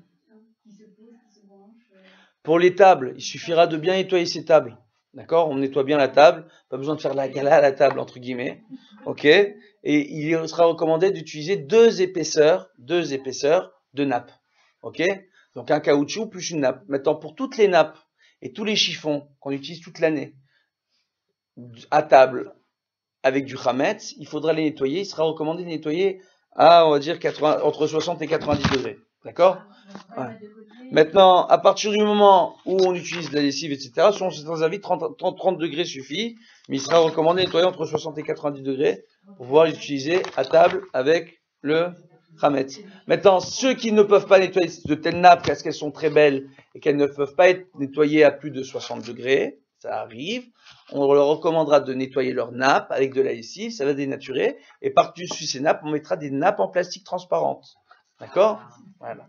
C'est bon, et ça évitera tous les problèmes. Voilà, Bezrat Hashem. C'est une vitre qui est posée, Hein? et il y a des miettes qui peuvent être. Pardon? Dans ma table, Oui, sans la nappe, il y a une vitre. oui. En fait, ça peut tomber des miettes en dessous. Deux épaisseurs, mais Faut- non, mais c'est pas grave si Faut que je vois la... Je comprends pas. ma table, c'est laqué comme ça sur les côtés, et au milieu, il y a une vitre. Ok. Et en fait, la vitre, elle est posée. D'accord. Et il y a un petit rebord entre la vitre et la table où ça repose. Ouais. Les deux côtés, faut nettoyer là-bas. Ouais, mais s'il y a des miettes qui. Enfin, tu l'enlèves. Hein? Ça s'enlève pas. Ah, moi j'avais fait ça m'enlever. Vous êtes sûr qu'on... Ah oui, je peux faire tout de suite là, le petit. Non, le chut là, on parle de la table. Hein. Et même en dessous, parce qu'il y a des. Alors vous mettrez bien 2 bonnes épaisseurs sur votre table. D'accord? Il faudra que je regarde la table pour voir cette histoire que vous pouvez pas sortir les miettes. Quand on veut, on peut normalement. Autant faut voir. Ok? Bezrat Hashem. Allez. J'ai une question. Oui. Qu'est-ce que je dois faire? Un bon nettoyage suffit ou il faut que je fasse comme d'habitude? Est-ce que vous allez revenir durant Pessah dans votre maison? Donc vous vendez tout le Hametz dans la maison avec la... Ok. Il vous suffira tout simplement avant de partir de nettoyer qu'une seule étagère d'un seul de vos placards. Ok. De vendre tout votre Hametz, entre guillemets, de sortir le Hametz Gamour de la maison, soit de donner à des amis, aux voisins pour qu'ils les mangent, etc. D'accord? Avant les fêtes, d'accord? Tout simplement, soit de jeter le Hametz si vous n'avez pas le choix, ok? Attendez, de nettoyer qu'un seul placard et de le vérifier à la lueur d'une bougie sans bracha, ou une seule étagère dans un seul placard, un seul placard. D'accord? Et ça suffit, vous n'avez pas besoin de nettoyer la maison. C'est vrai. C'est ce que je viens de dire. L'abdika sans bracha. On fait pas du tout. De quoi? Ouais, je te ramène dans la maison. Quand est-ce que vous allez partir de la maison? Le vendredi. Hein? Le vendredi matin. Bah, c'est le jour de l'abdicat, ça. Si, l'abdicat, c'est jeudi soir, soir. la veille. C'est jeudi soir l'abdika. Non, le Hein? le brûlé. D'accord, mais l'abdicat. L'abdicat, C'est la veille. Attendez, vous partez quand? On reprend. Vendredi matin. Vous partez vendredi matin de la maison? Oui. Pourquoi vous me faites compliqué comme ça? Vous allez où comme ça? Vendredi matin? En Corse! Alors écoutez, d'accord? La maison, pas besoin de la nettoyer. Ok? Il faudra juste un seul placard, le faire vérifier. Ok? Normalement, vous ferez votre dika dans la maison comme il faut. Il faudra sortir tout le chametz de la maison. D'accord. Ok? Et ça suffira. Parce que la maison, vous la vendez. La maison, vous la vendez. Oui. La maison, vous la vendez. Donc je vérifie, mais je brûle pas le lendemain. Mais normalement, la vente du chametz, il y a une première vente le 13, normalement, et une deuxième vente le 14. Donc la veille de Pessah. Donc vous partez le jour de la veille. Ok? Donc réellement, moi le conseil que je vous donnerais, c'est de nettoyer à fond au moins une pièce de la maison, vu que vous partez le jour de l'abdika. D'accord? Et que cette pièce-là, elle soit nettoyée à fond, entre guillemets, et de faire l'abdika là-bas. Point. Ça suffit. Ça suffira. Et de sortir tout le chametz de la maison. D'accord? Que vous brûlerez le vendredi matin avant de partir. Et voilà. C'est bon? Voilà. Pessah Kasher Vesameach. Et bonne nuit. On fait de la hotte, hein. On fait de la hotte.